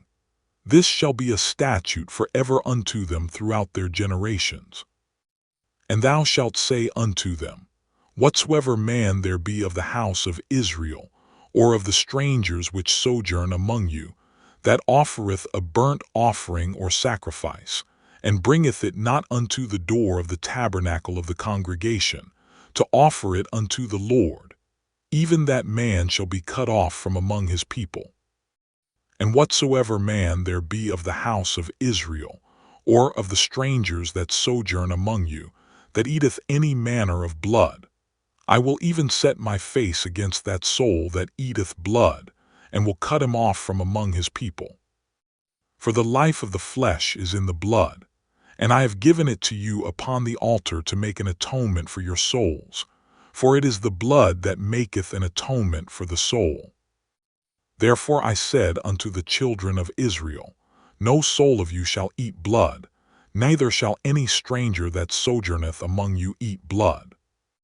And whatsoever man there be of the children of Israel, or of the strangers that sojourn among you, which hunteth and catcheth any beast or fowl that may be eaten, he shall even pour out the blood thereof, and cover it with dust.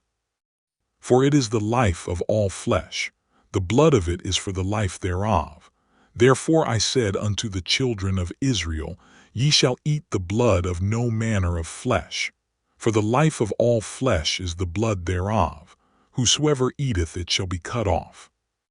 And every soul that eateth that which died of itself, or that which was torn with beasts, whether it be one of your own country or a stranger, he shall both wash his clothes and bathe himself in water and be unclean until the even.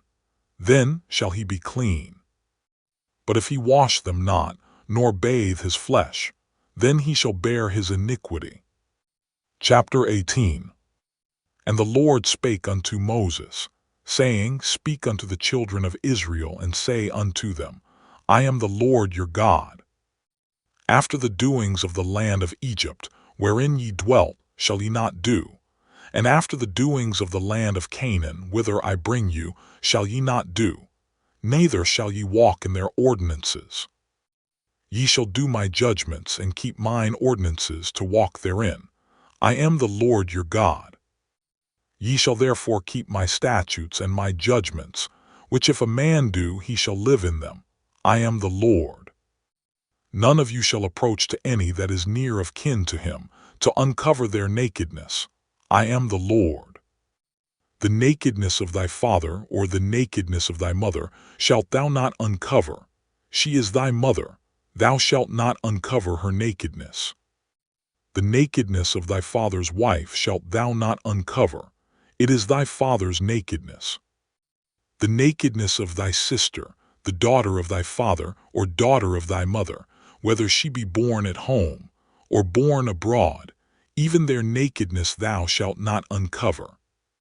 The nakedness of thy son's daughter, or of thy daughter's daughter, even their nakedness thou shalt not uncover, for theirs is thine own nakedness.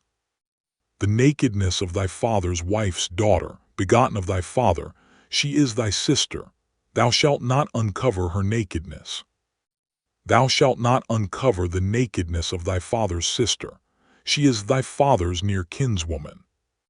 Thou shalt not uncover the nakedness of thy mother's sister, for she is thy mother's near kinswoman. Thou shalt not uncover the nakedness of thy father's brother. Thou shalt not approach to his wife. She is thine aunt. Thou shalt not uncover the nakedness of thy daughter-in-law. She is thy son's wife.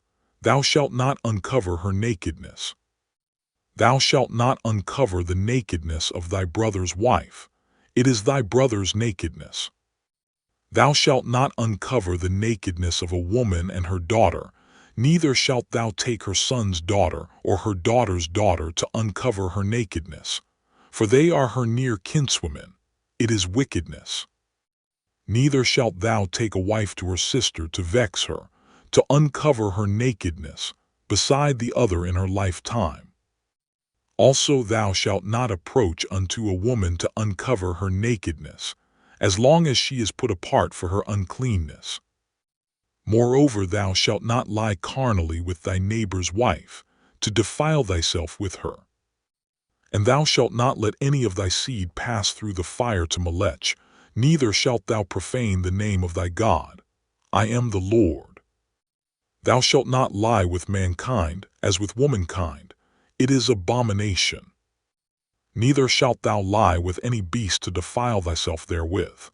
Neither shall any woman stand before a beast to lie down thereto. It is confusion. Defile not ye yourselves in any of these things, for in all these the nations are defiled which I cast out before you, and the land is defiled. Therefore I do visit the iniquity thereof upon it, and the land itself vomiteth out her inhabitants. Ye shall therefore keep my statutes and my judgments, and shall not commit any of these abominations, neither any of your own nation, nor any stranger that sojourneth among you. For all these abominations have the men of the land done, which were before you, and the land is defiled. That the land spew not you out also, when ye defile it, as it spewed out the nations that were before you. For whosoever shall commit any of these abominations, even the souls that commit them shall be cut off from among their people. Therefore shall ye keep mine ordinance, that ye commit not any one of these abominable customs which were committed before you, and that ye defile not yourselves therein. I am the Lord your God. Chapter 19. And the Lord spake unto Moses, saying, Speak unto all the congregation of the children of Israel, and say unto them, Ye shall be holy, for I the Lord your God am holy.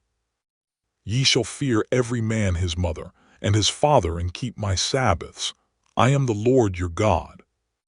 Turn ye not unto idols, nor make to yourselves molten gods. I am the Lord your God. And if ye offer a sacrifice of peace offerings unto the Lord, ye shall offer it at your own will. It shall be eaten the same day ye offer it, and on the morrow. And if aught remain until the third day, it shall be burnt in the fire. And if it be eaten at all on the third day, it is abominable, it shall not be accepted. Therefore every one that eateth it shall bear his iniquity, because he hath profaned the hallowed thing of the Lord, and that soul shall be cut off from among his people. And when ye reap the harvest of your land, thou shalt not wholly reap the corners of thy field, neither shalt thou gather the gleanings of thy harvest. And thou shalt not glean thy vineyard, neither shalt thou gather every grape of thy vineyard. Thou shalt leave them for the poor and stranger. I am the Lord your God. Ye shall not steal, neither deal falsely, neither lie one to another. And ye shall not swear by my name falsely, neither shalt thou profane the name of thy God. I am the Lord. Thou shalt not defraud thy neighbor, neither rob him. The wages of him that is hired shall not abide with thee all night until the morning. Thou shalt not curse the deaf, nor put a stumbling block before the blind, but shalt fear thy God. I am the Lord. Ye shall do no unrighteousness in judgment. Thou shalt not respect the person of the poor, nor honor the person of the mighty, but in righteousness shalt thou judge thy neighbor. Thou shalt not go up and down as a talebearer among thy people, neither shalt thou stand against the blood of thy neighbor. I am the Lord. Thou shalt not hate thy brother in thine heart. Thou shalt in any wise rebuke thy neighbor, and not suffer sin upon him. Thou shalt not avenge, nor bear any grudge against the children of thy people, but thou shalt love thy neighbor as thyself. I am the Lord. Ye shall keep my statutes. Thou shalt not let thy cattle gender with a diverse kind. Thou shalt not sow thy field with mingled seed. Neither shall a garment mingled of linen and woolen come upon thee. And whosoever lieth carnally with a woman, that is a bondmaid betrothed to an husband, and not at all redeemed, nor freedom given her, she shall be scourged. They shall not be put to death, because she was not free. And he shall bring his trespass offering unto the Lord, unto the door of the tabernacle of the congregation, even a ram for a trespass offering. And the priest shall make an atonement for him with the ram of the trespass offering before the Lord for his sin which he hath done, and the sin which he hath done shall be forgiven him. And when ye shall come into the land, and shall have planted all manner of trees for food, then ye shall count the fruit thereof as uncircumcised. 3 years shall it be as uncircumcised unto you. It shall not be eaten of. But in the 4th year, all the fruit thereof shall be holy to praise the Lord withal. And in the 5th year shall ye eat of the fruit thereof, that it may yield unto you the increase thereof. I am the Lord your God. Ye shall not eat anything with the blood, neither shall ye use enchantment, nor observe times. Ye shall not round the corners of your heads, neither shalt thou mar the corners of thy beard. Ye shall not make any cuttings in your flesh for the dead, nor print any marks upon you. I am the Lord. Do not prostitute thy daughter, to cause her to be a whore, lest the land fall to whoredom, and the land become full of wickedness. Ye shall keep my Sabbaths and reverence my sanctuary. I am the Lord. Regard not them that have familiar spirits, neither seek after wizards, to be defiled by them. I am the Lord your God. Thou shalt rise up before the hoary head, and honor the face of the old man, and fear thy God. I am the Lord. And if a stranger sojourn with thee in your land, ye shall not vex him. But the stranger that dwelleth with you shall be unto you as one born among you, and thou shalt love him as thyself. For ye were strangers in the land of Egypt. I am the Lord your God. Ye shall do no unrighteousness in judgment, in meteyard, in weight, or in measure. Just balances, just weights, a just ephah, and a just hin shall ye have. I am the Lord your God, which brought you out of the land of Egypt. Therefore shall ye observe all my statutes and all my judgments, and do them. I am the Lord. Chapter 20.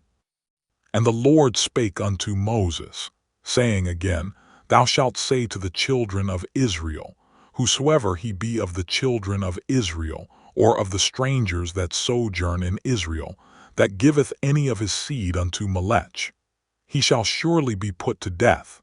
The people of the land shall stone him with stones.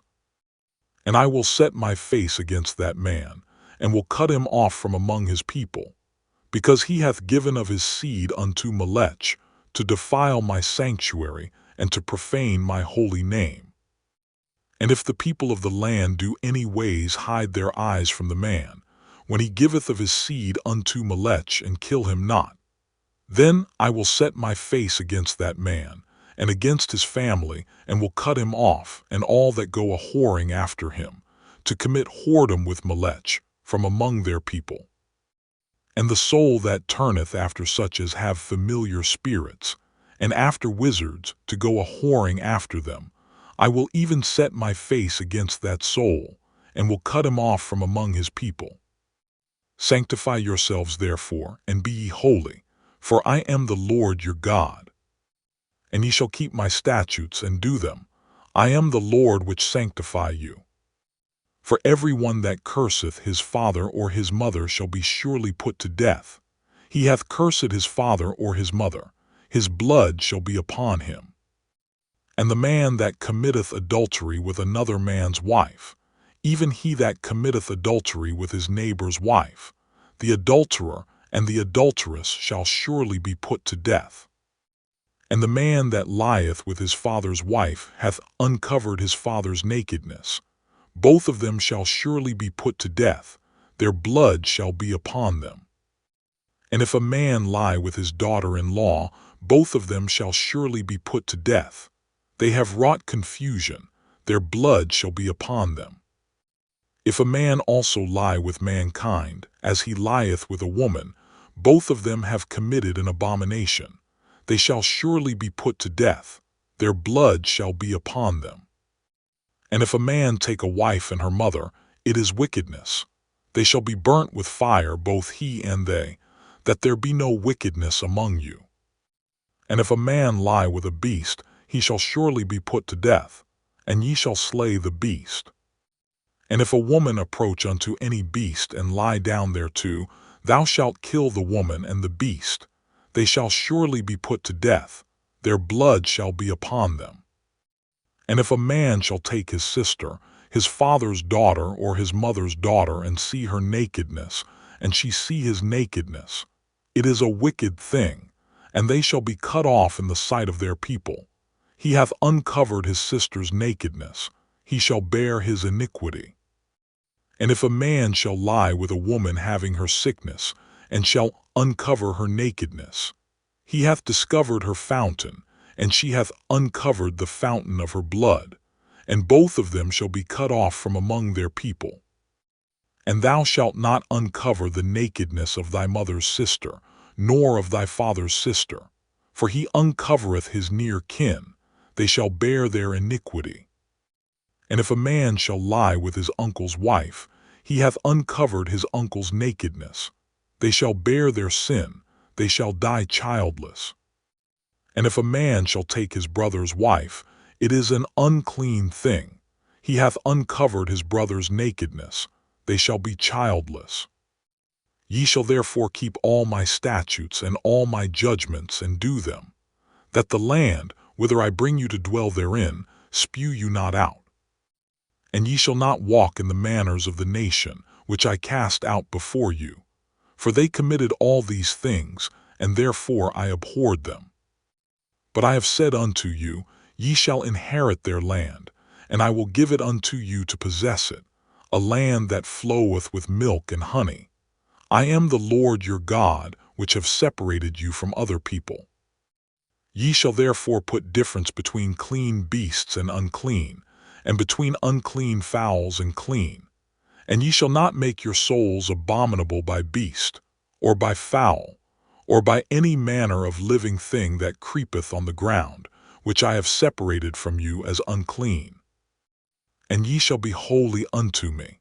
For I the Lord am holy, and have severed you from other people, that ye should be mine. A man also or woman that hath a familiar spirit, or that is a wizard, shall surely be put to death. They shall stone them with stones. Their blood shall be upon them. Chapter 21. And the Lord said unto Moses, Speak unto the priests the sons of Aaron, and say unto them, There shall none be defiled for the dead among his people, but for his kin that is near unto him, that is, for his mother, and for his father, and for his son, and for his daughter, and for his brother, and for his sister a virgin, that is nigh unto him which hath had no husband, for her may he be defiled. But he shall not defile himself, being a chief man among his people, to profane himself. They shall not make baldness upon their head, neither shall they shave off the corner of their beard, nor make any cuttings in their flesh. They shall be holy unto their God, and not profane the name of their God. For the offerings of the Lord made by fire, and the bread of their God they do offer, therefore they shall be holy. They shall not take a wife that is a whore, or profane, neither shall they take a woman put away from her husband, for he is holy unto his God. Thou shalt sanctify him therefore, for he offereth the bread of thy God. He shall be holy unto thee, for I the Lord which sanctify you am holy. And the daughter of any priest, if she profane herself by playing the whore, she profaneth her father, she shall be burnt with fire. And he that is the high priest among his brethren, upon whose head the anointing oil was poured, and that is consecrated to put on the garments, shall not uncover his head, nor rend his clothes. Neither shall he go into any dead body, nor defile himself for his father or for his mother. Neither shall he go out of the sanctuary, nor profane the sanctuary of his God. For the crown of the anointing oil of his God is upon him. I am the Lord. And he shall take a wife in her virginity. A widow, or a divorced woman, or profane, or an harlot, these shall he not take, but he shall take a virgin of his own people to wife. Neither shall he profane his seed among his people, for I the Lord do sanctify him. And the Lord spake unto Moses, saying, Speak unto Aaron, saying, Whosoever he be of thy seed in their generations that hath any blemish, let him not approach to offer the bread of his God. For whatsoever man he be that hath a blemish, he shall not approach. A blind man, or a lame, or he that hath a flat nose, or anything superfluous, or a man that is broken-footed, or broken-handed, or crook-backed, or a dwarf, or that hath a blemish in his eye, or be scurvy, or scabbed, or hath his stones broken. No man that hath a blemish of the seed of Aaron the priest shall come nigh to offer the offerings of the Lord made by fire. He hath a blemish. He shall not come nigh to offer the bread of his God. He shall eat the bread of his God, both of the most holy and of the holy. Only he shall not go in unto the veil, nor come nigh unto the altar, because he hath a blemish, that he profane not my sanctuaries, for I the Lord do sanctify them. And Moses told it unto Aaron, and to his sons, and unto all the children of Israel. Chapter 22. And the Lord spake unto Moses, saying, Speak unto Aaron and to his sons, that they separate themselves from the holy things of the children of Israel, and that they profane not my holy name in those things which they hallow unto me. I am the Lord. Say unto them, whosoever he be of all your seed among your generations, that goeth unto the holy things, which the children of Israel hallow unto the Lord, having his uncleanness upon him, that soul shall be cut off from my presence. I am the Lord. What man soever of the seed of Aaron is a leper, or hath a running issue, he shall not eat of the holy things until he be clean.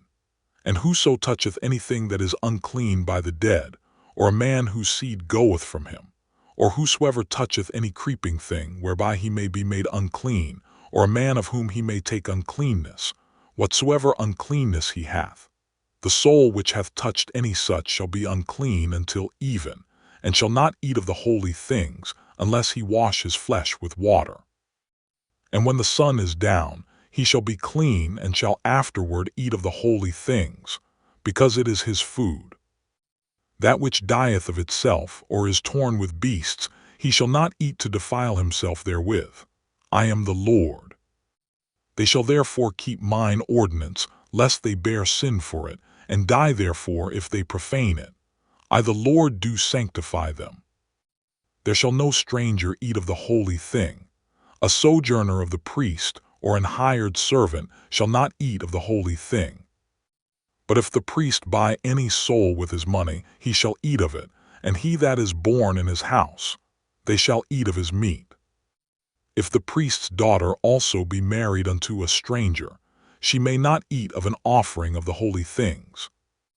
But if the priest's daughter be a widow or divorced, and have no child, and is returned unto her father's house, as in her youth, she shall eat of her father's meat, but there shall be no stranger eat thereof. And if a man eat of the holy thing unwittingly, then he shall put the fifth part thereof unto it, and shall give it unto the priest with the holy thing. And they shall not profane the holy things of the children of Israel, which they offer unto the Lord, or suffer them to bear the iniquity of trespass, when they eat their holy things. For I the Lord do sanctify them. And the Lord spake unto Moses, saying, Speak unto Aaron and to his sons, and unto all the children of Israel, and say unto them, Whatsoever he be of the house of Israel, or of the strangers in Israel, that will offer his oblation for all his vows, and for all his freewill offerings which they will offer unto the Lord for a burnt offering, ye shall offer at your own will a male without blemish, of the beeves, of the sheep, or of the goats. But whatsoever hath a blemish, that shall ye not offer, for it shall not be acceptable for you. And whosoever offereth a sacrifice of peace offerings unto the Lord to accomplish his vow, or a freewill offering in beeves or sheep, it shall be perfect to be accepted. There shall be no blemish therein. Blind, or broken, or maimed, or having a wen, or scurvy, or scabbed, ye shall not offer these unto the Lord, nor make an offering by fire of them upon the altar unto the Lord. Either a bullock or a lamb that hath anything superfluous or lacking in his parts, that mayest thou offer for a freewill offering, but for a vow it shall not be accepted. Ye shall not offer unto the Lord that which is bruised, or crushed, or broken, or cut, neither shall ye make any offering thereof in your land. Neither from a stranger's hand shall ye offer the bread of your God of any of these, because their corruption is in them, and blemishes be in them. They shall not be accepted for you. And the Lord spake unto Moses, saying, When a bullock, or a sheep, or a goat is brought forth, then it shall be 7 days under the dam, and from the 8th day and thenceforth it shall be accepted for an offering made by fire unto the Lord. And whether it be cow or ewe, ye shall not kill it and her young both in 1 day. And when ye will offer a sacrifice of thanksgiving unto the Lord, offer it at your own will. On the same day it shall be eaten up. Ye shall leave none of it until the morrow. I am the Lord. Therefore shall ye keep my commandments and do them. I am the Lord. Neither shall ye profane my holy name, but I will be hallowed among the children of Israel. I am the Lord which hallow you, that brought you out of the land of Egypt to be your God. I am the Lord. Chapter 23. And the Lord spake unto Moses, saying, Speak unto the children of Israel, and say unto them, Concerning the feasts of the Lord, which ye shall proclaim to be holy convocations, even these are my feasts. 6 days shall work be done, but the 7th day is the Sabbath of rest, and holy convocation. Ye shall do no work therein. It is the Sabbath of the Lord in all your dwellings. These are the feasts of the Lord, even holy convocations, which ye shall proclaim in their seasons. In the 14th day of the first month at even is the Lord's Passover. And on the 15th day of the same month is the feast of unleavened bread unto the Lord. 7 days ye must eat unleavened bread. In the first day ye shall have an holy convocation. Ye shall do no servile work therein. But ye shall offer an offering made by fire unto the Lord 7 days. In the 7th day is an holy convocation. Ye shall do no servile work therein. And the Lord spake unto Moses, saying, Speak unto the children of Israel, and say unto them, When ye be come into the land which I give unto you, and shall reap the harvest thereof, then ye shall bring a sheaf of the firstfruits of your harvest unto the priest, and he shall wave the sheaf before the Lord, to be accepted for you. On the morrow after the Sabbath the priest shall wave it. And ye shall offer that day, when ye wave the sheaf, an lamb without blemish of the first year, for a burnt offering unto the Lord. And the meat offering thereof shall be 2/10 deals of fine flour mingled with oil, an offering made by fire unto the Lord for a sweet savor. And the drink offering thereof shall be of wine, the 4th part of an hin. And ye shall eat neither bread, nor parched corn, nor green ears, until the selfsame day that ye have brought an offering unto your God. It shall be a statute forever throughout your generations in all your dwellings. And ye shall count unto you from the morrow after the Sabbath, from the day that ye brought the sheaf of the wave offering. 7 Sabbaths shall be complete. Even unto the morrow after the 7th Sabbath shall ye number 50 days, and ye shall offer a new meat offering unto the Lord. Ye shall bring out of your habitations 2 wave loaves of 2/10 deals. They shall be of fine flour. They shall be baken with leaven. They are the firstfruits unto the Lord. And ye shall offer with the bread 7 lambs without blemish of the first year, and 1 young bullock, and 2 rams.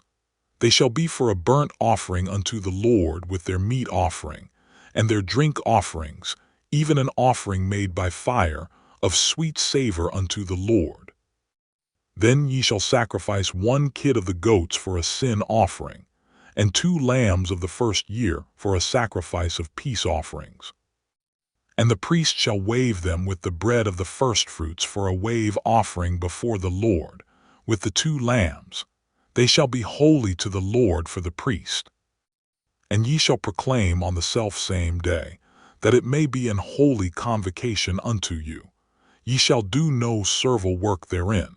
It shall be a statute forever in all your dwellings throughout your generations. And when ye reap the harvest of your land, thou shalt not make clean riddance of the corners of thy field when thou reapest, neither shalt thou gather any gleaning of thy harvest.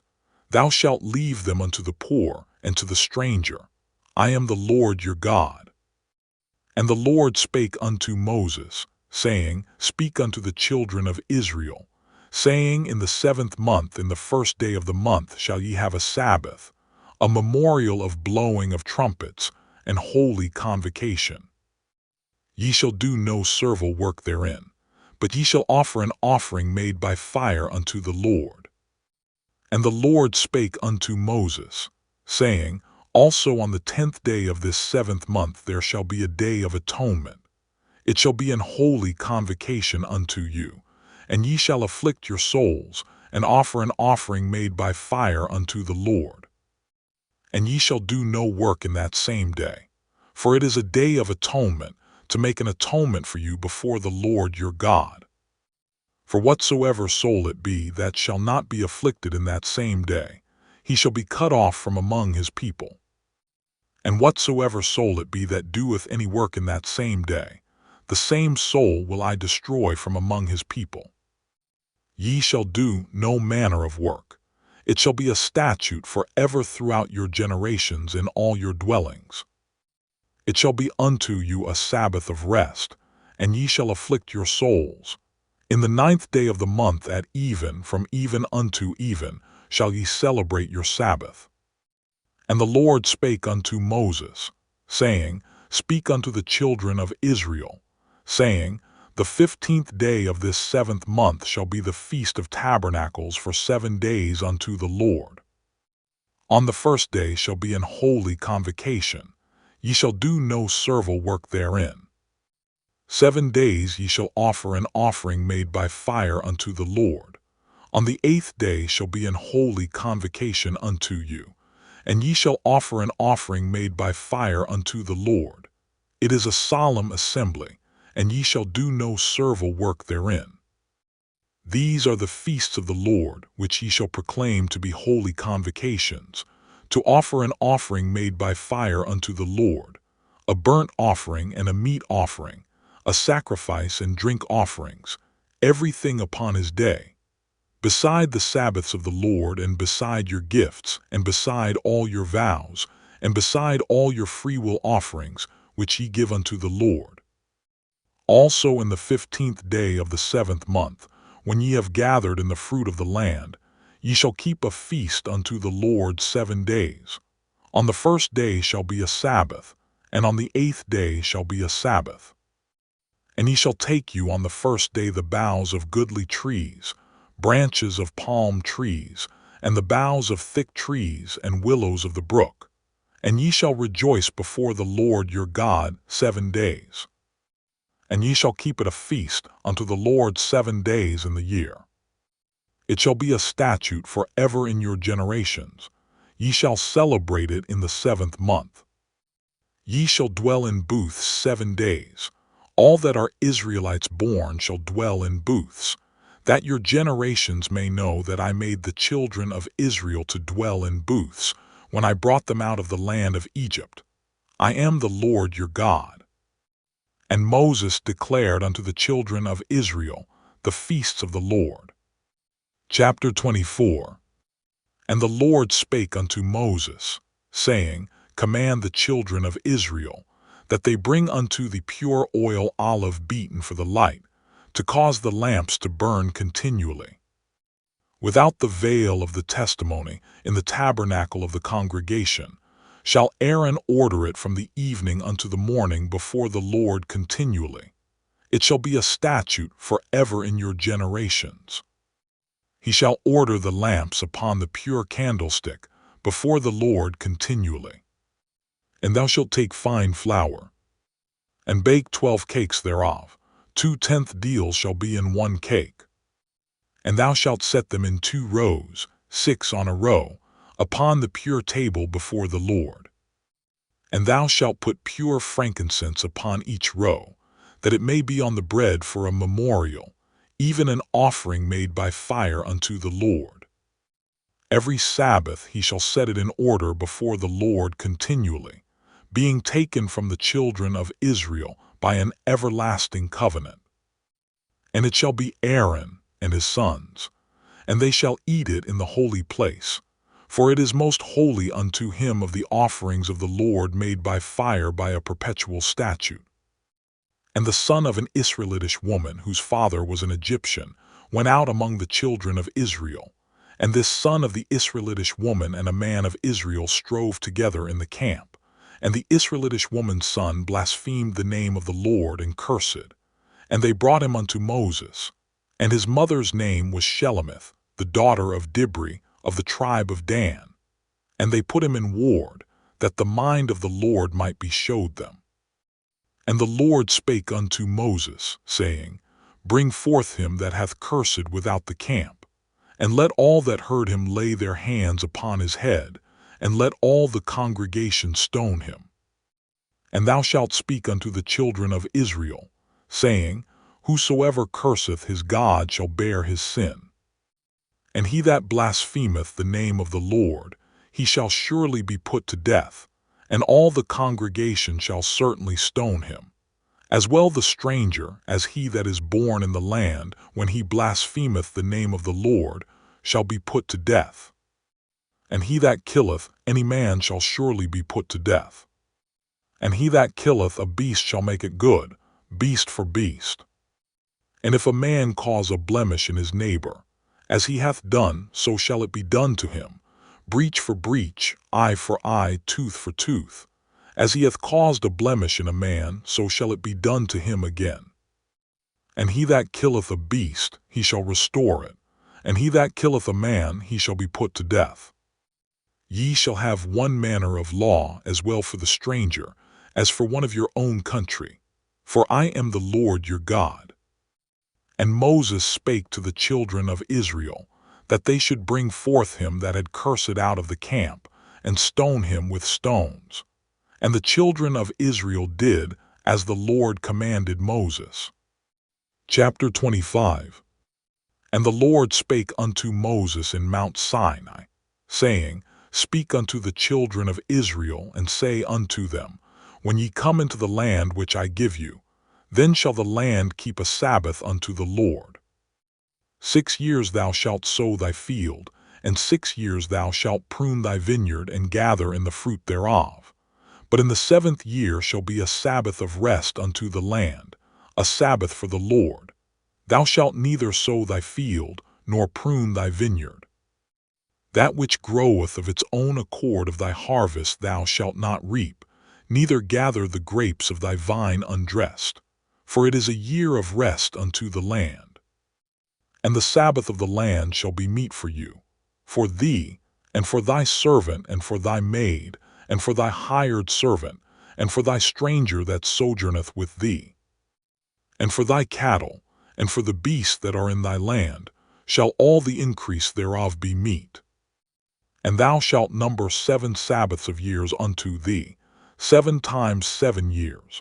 And the space of the 7 Sabbaths of years shall be unto thee 49 years.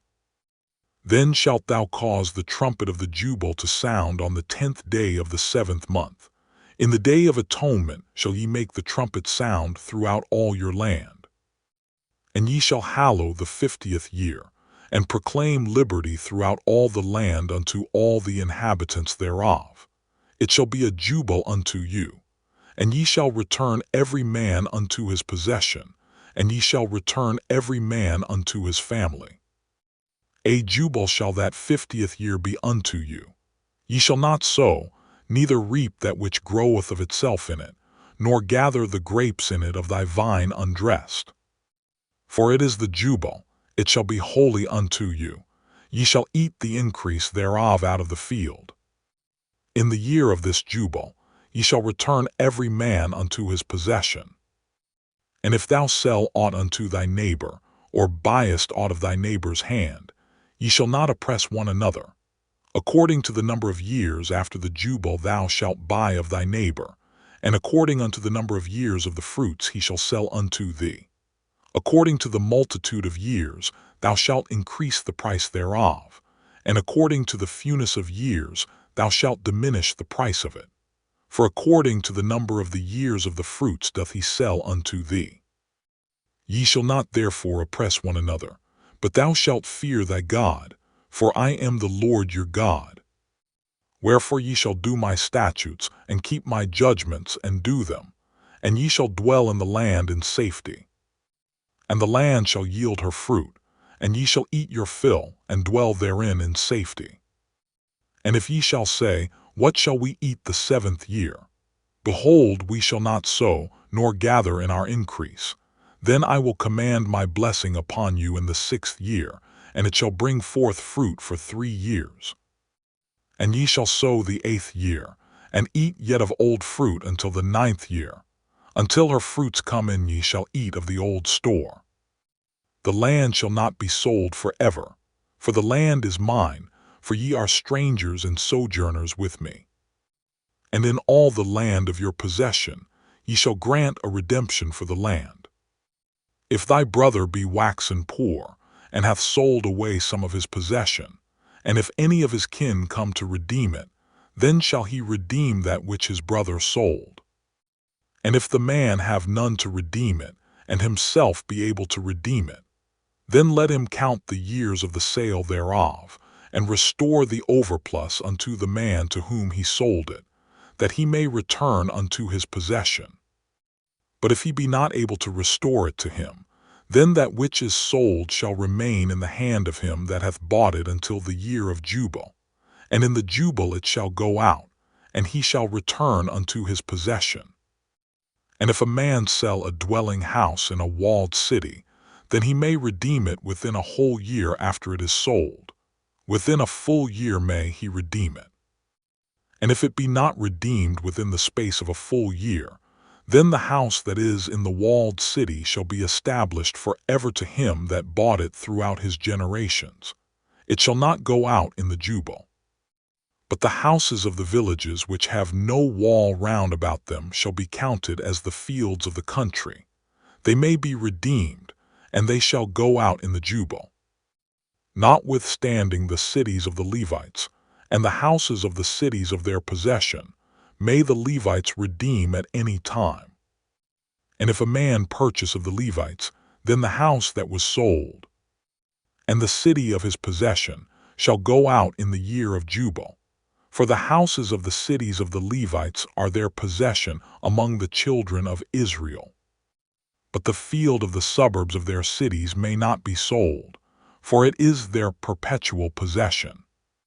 And if thy brother be waxen poor and fallen in decay with thee, then thou shalt relieve him, yea, though he be a stranger or a sojourner, that he may live with thee. Take thou no usury of him or increase, but fear thy God, that thy brother may live with thee. Thou shalt not give him thy money upon usury, nor lend him thy victuals for increase.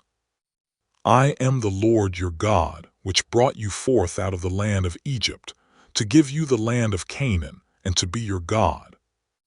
And if thy brother that dwelleth by thee be waxen poor and be sold unto thee, thou shalt not compel him to serve as a bondservant, but as an hired servant, and as a sojourner, he shall be with thee, and shall serve thee unto the year of Jubilee. And then shall he depart from thee, both he and his children with him, and shall return unto his own family, and unto the possession of his fathers shall he return. For they are my servants, which I brought forth out of the land of Egypt. They shall not be sold as bondmen. Thou shalt not rule over him with rigor, but shalt fear thy God. Both thy bondmen and thy bondmaids which thou shalt have shall be of the heathen that are round about you. Of them shall ye buy bondmen and bondmaids. Moreover, of the children of the strangers that do sojourn among you, of them shall ye buy, and of their families that are with you, which they begat in your land, and they shall be your possession. And ye shall take them as an inheritance for your children after you, to inherit them for a possession. They shall be your bondmen forever. But over your brethren the children of Israel, ye shall not rule one over another with rigor. And if a sojourner or stranger wax rich by thee, and thy brother that dwelleth by him wax poor, and sell himself unto the stranger or sojourner by thee, or to the stock of the stranger's family, after that he is sold, he may be redeemed again. One of his brethren may redeem him. Either his uncle or his uncle's son may redeem him, or any that is nigh of kin unto him of his family may redeem him, or if he be able, he may redeem himself. And he shall reckon with him that bought him from the year that he was sold to him unto the year of Jubilee, and the price of his sale shall be according unto the number of years. According to the time of an hired servant shall it be with him. If there be yet many years behind, according unto them, he shall give again the price of his redemption out of the money that he was bought for. And if there remain but few years unto the year of Jubilee, then he shall count with him, and according unto his years shall he give him again the price of his redemption. and as a yearly hired servant shall he be with him, and the other shall not rule with rigor over him in thy sight. And if he be not redeemed in these years, then he shall go out in the year of Jubilee, both he and his children with him. For unto me the children of Israel are servants. They are my servants whom I brought forth out of the land of Egypt. I am the Lord your God. Chapter 26. Ye shall make you no idols nor graven image, neither rear you up a standing image, neither shall ye set up any image of stone in your land, to bow down unto it. For I am the Lord your God. Ye shall keep my Sabbaths and reverence my sanctuary. I am the Lord. If ye walk in my statutes and keep my commandments and do them, then I will give you rain in due season, and the land shall yield her increase, and the trees of the field shall yield their fruit.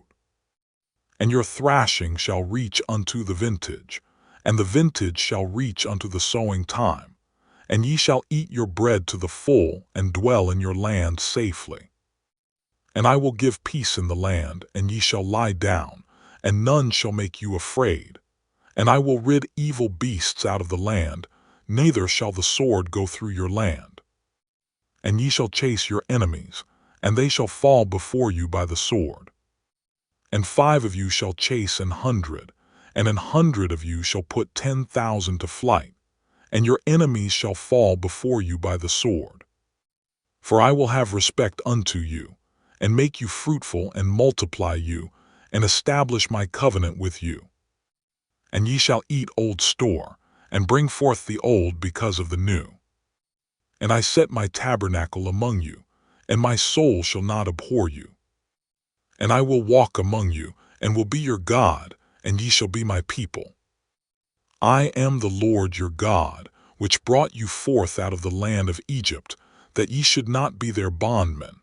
And I have broken the bands of your yoke, and made you go upright. But if ye will not hearken unto me, and will not do all these commandments, and if ye shall despise my statutes, or if your soul abhor my judgments, so that ye will not do all my commandments, but that ye break my covenant, I also will do this unto you. I will even appoint over you terror, consumption, and the burning ague, that shall consume the eyes and cause sorrow of heart. And ye shall sow your seed in vain, for your enemies shall eat it. And I will set my face against you, and ye shall be slain before your enemies. They that hate you shall reign over you, and ye shall flee when none pursueth you. And if ye will not yet for all this hearken unto me, then I will punish you 7 times more for your sins. And I will break the pride of your power, and I will make your heaven as iron and your earth as brass, and your strength shall be spent in vain. For your land shall not yield her increase, neither shall the trees of the land yield their fruits. And if ye walk contrary unto me, and will not hearken unto me, I will bring 7 times more plagues upon you according to your sins. I will also send wild beasts among you, which shall rob you of your children and destroy your cattle, and make you few in number, and your high ways shall be desolate. And if ye will not be reformed by me by these things, but will walk contrary unto me, then will I also walk contrary unto you, and will punish you yet 7 times for your sins. And I will bring a sword upon you, that shall avenge the quarrel of my covenant. And when ye are gathered together within your cities, I will send the pestilence among you, and ye shall be delivered into the hand of the enemy. And when I have broken the staff of your bread, 10 women shall bake your bread in one oven, and they shall deliver you your bread again by weight. And ye shall eat, and not be satisfied. And if ye will not for all this hearken unto me, but walk contrary unto me, then I will walk contrary unto you also in fury, and I, even I, will chastise you 7 times for your sins. And ye shall eat the flesh of your sons, and the flesh of your daughters shall ye eat. And I will destroy your high places, and cut down your images, and cast your carcasses upon the carcasses of your idols, and my soul shall abhor you. And I will make your cities waste, and bring your sanctuaries unto desolation, and I will not smell the savor of your sweet odors. And I will bring the land into desolation, and your enemies which dwell therein shall be astonished at it. And I will scatter you among the heathen, and will draw out a sword after you, and your land shall be desolate, and your cities waste. Then shall the land enjoy her Sabbaths, as long as it lieth desolate, and ye be in your enemy's land. Even then shall the land rest, and enjoy her Sabbaths. As long as it lieth desolate it shall rest, because it did not rest in your Sabbaths when ye dwelt upon it. And upon them that are left alive of you I will send a faintness into their hearts in the lands of their enemies, and the sound of a shaken leaf shall chase them, and they shall flee, as fleeing from a sword, and they shall fall when none pursueth. And they shall fall one upon another, as it were before a sword, when none pursueth, and ye shall have no power to stand before your enemies. And ye shall perish among the heathen, and the land of your enemies shall eat you up. And they that are left of you shall pine away in their iniquity in your enemies' lands, and also in the iniquities of their fathers shall they pine away with them.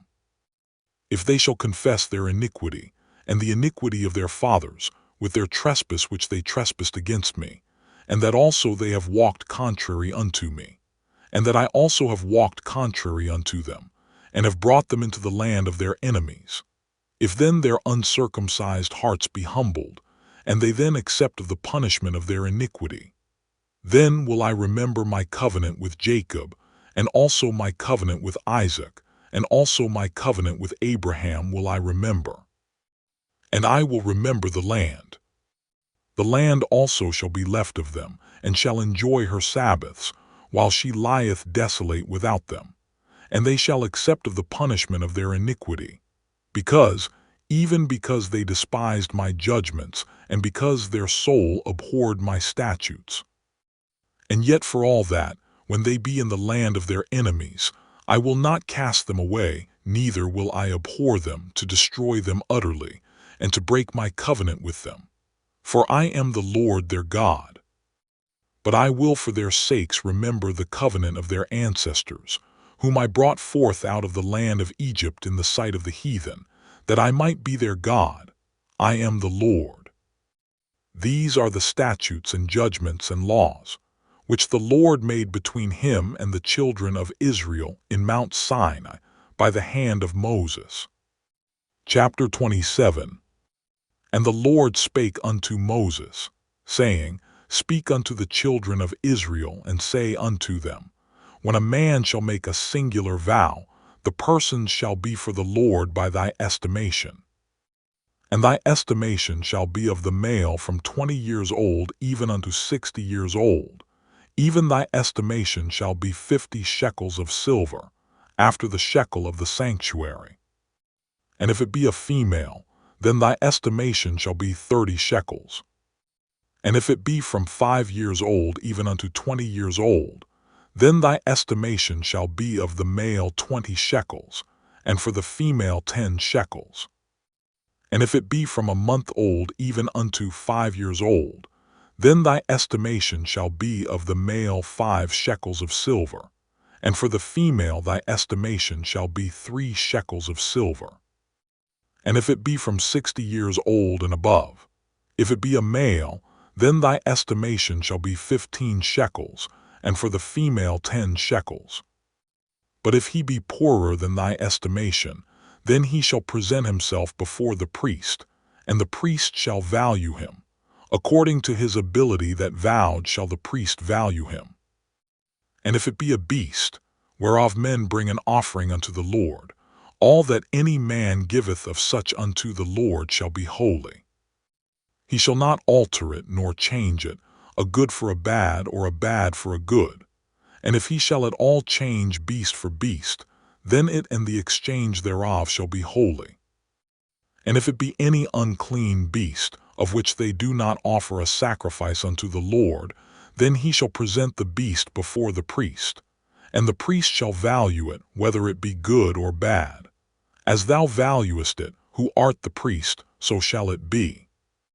But if he will at all redeem it, then he shall add a fifth part thereof unto thy estimation. And when a man shall sanctify his house to be holy unto the Lord, then the priest shall estimate it, whether it be good or bad. As the priest shall estimate it, so shall it stand. And if he that sanctified it will redeem his house, then he shall add the fifth part of the money of thy estimation unto it, and it shall be his. And if a man shall sanctify unto the Lord some part of a field of his possession, then thy estimation shall be according to the seed thereof. An homer of barley seed shall be valued at 50 shekels of silver. If he sanctify his field from the year of Jubilee, according to thy estimation it shall stand. But if he sanctify his field after the Jubilee, then the priest shall reckon unto him the money according to the years that remain, even unto the year of the Jubilee, and it shall be abated from thy estimation. And if he that sanctified the field will in any wise redeem it, then he shall add the fifth part of the money of thy estimation unto it, and it shall be assured to him. And if he will not redeem the field, or if he have sold the field to another man, it shall not be redeemed any more. But the field, when it goeth out in the Jubilee, shall be holy unto the Lord, as a field devoted. The possession thereof shall be the priest. And if a man sanctify unto the Lord a field which he hath bought, which is not of the fields of his possession, then the priest shall reckon unto him the worth of thy estimation, even unto the year of the Jubilee, and he shall give thine estimation in that day, as a holy thing unto the Lord. In the year of the Jubilee the field shall return unto him of whom it was bought, even to him to whom the possession of the land did belong. And all thy estimations shall be according to the shekel of the sanctuary. 20 gerahs shall be the shekel. Only the firstling of the beasts, which should be the Lord's firstling, no man shall sanctify it, whether it be ox or sheep, it is the Lord's. And if it be of an unclean beast, then he shall redeem it according to thine estimation, and shall add a fifth part of it thereto. Or if it be not redeemed, then it shall be sold according to thy estimation. Notwithstanding no devoted thing, that a man shall devote unto the Lord of all that he hath, both of man and beast, and of the field of his possession, shall be sold or redeemed. Every devoted thing is most holy unto the Lord. None devoted, which shall be devoted of men, shall be redeemed, but shall surely be put to death. And all the tithe of the land, whether of the seed of the land or of the fruit of the tree, is the Lord. It is holy unto the Lord. And if a man will at all redeem aught of his tithes, he shall add thereto the fifth part thereof. And concerning the tithe of the herd, or of the flock, even of whatsoever passeth under the rod, the 10th shall be holy unto the Lord. He shall not search whether it be good or bad, neither shall he change it. And if he change it at all, then both it and the change thereof shall be holy. It shall not be redeemed. These are the commandments, which the Lord commanded Moses for the children of Israel in Mount Sinai.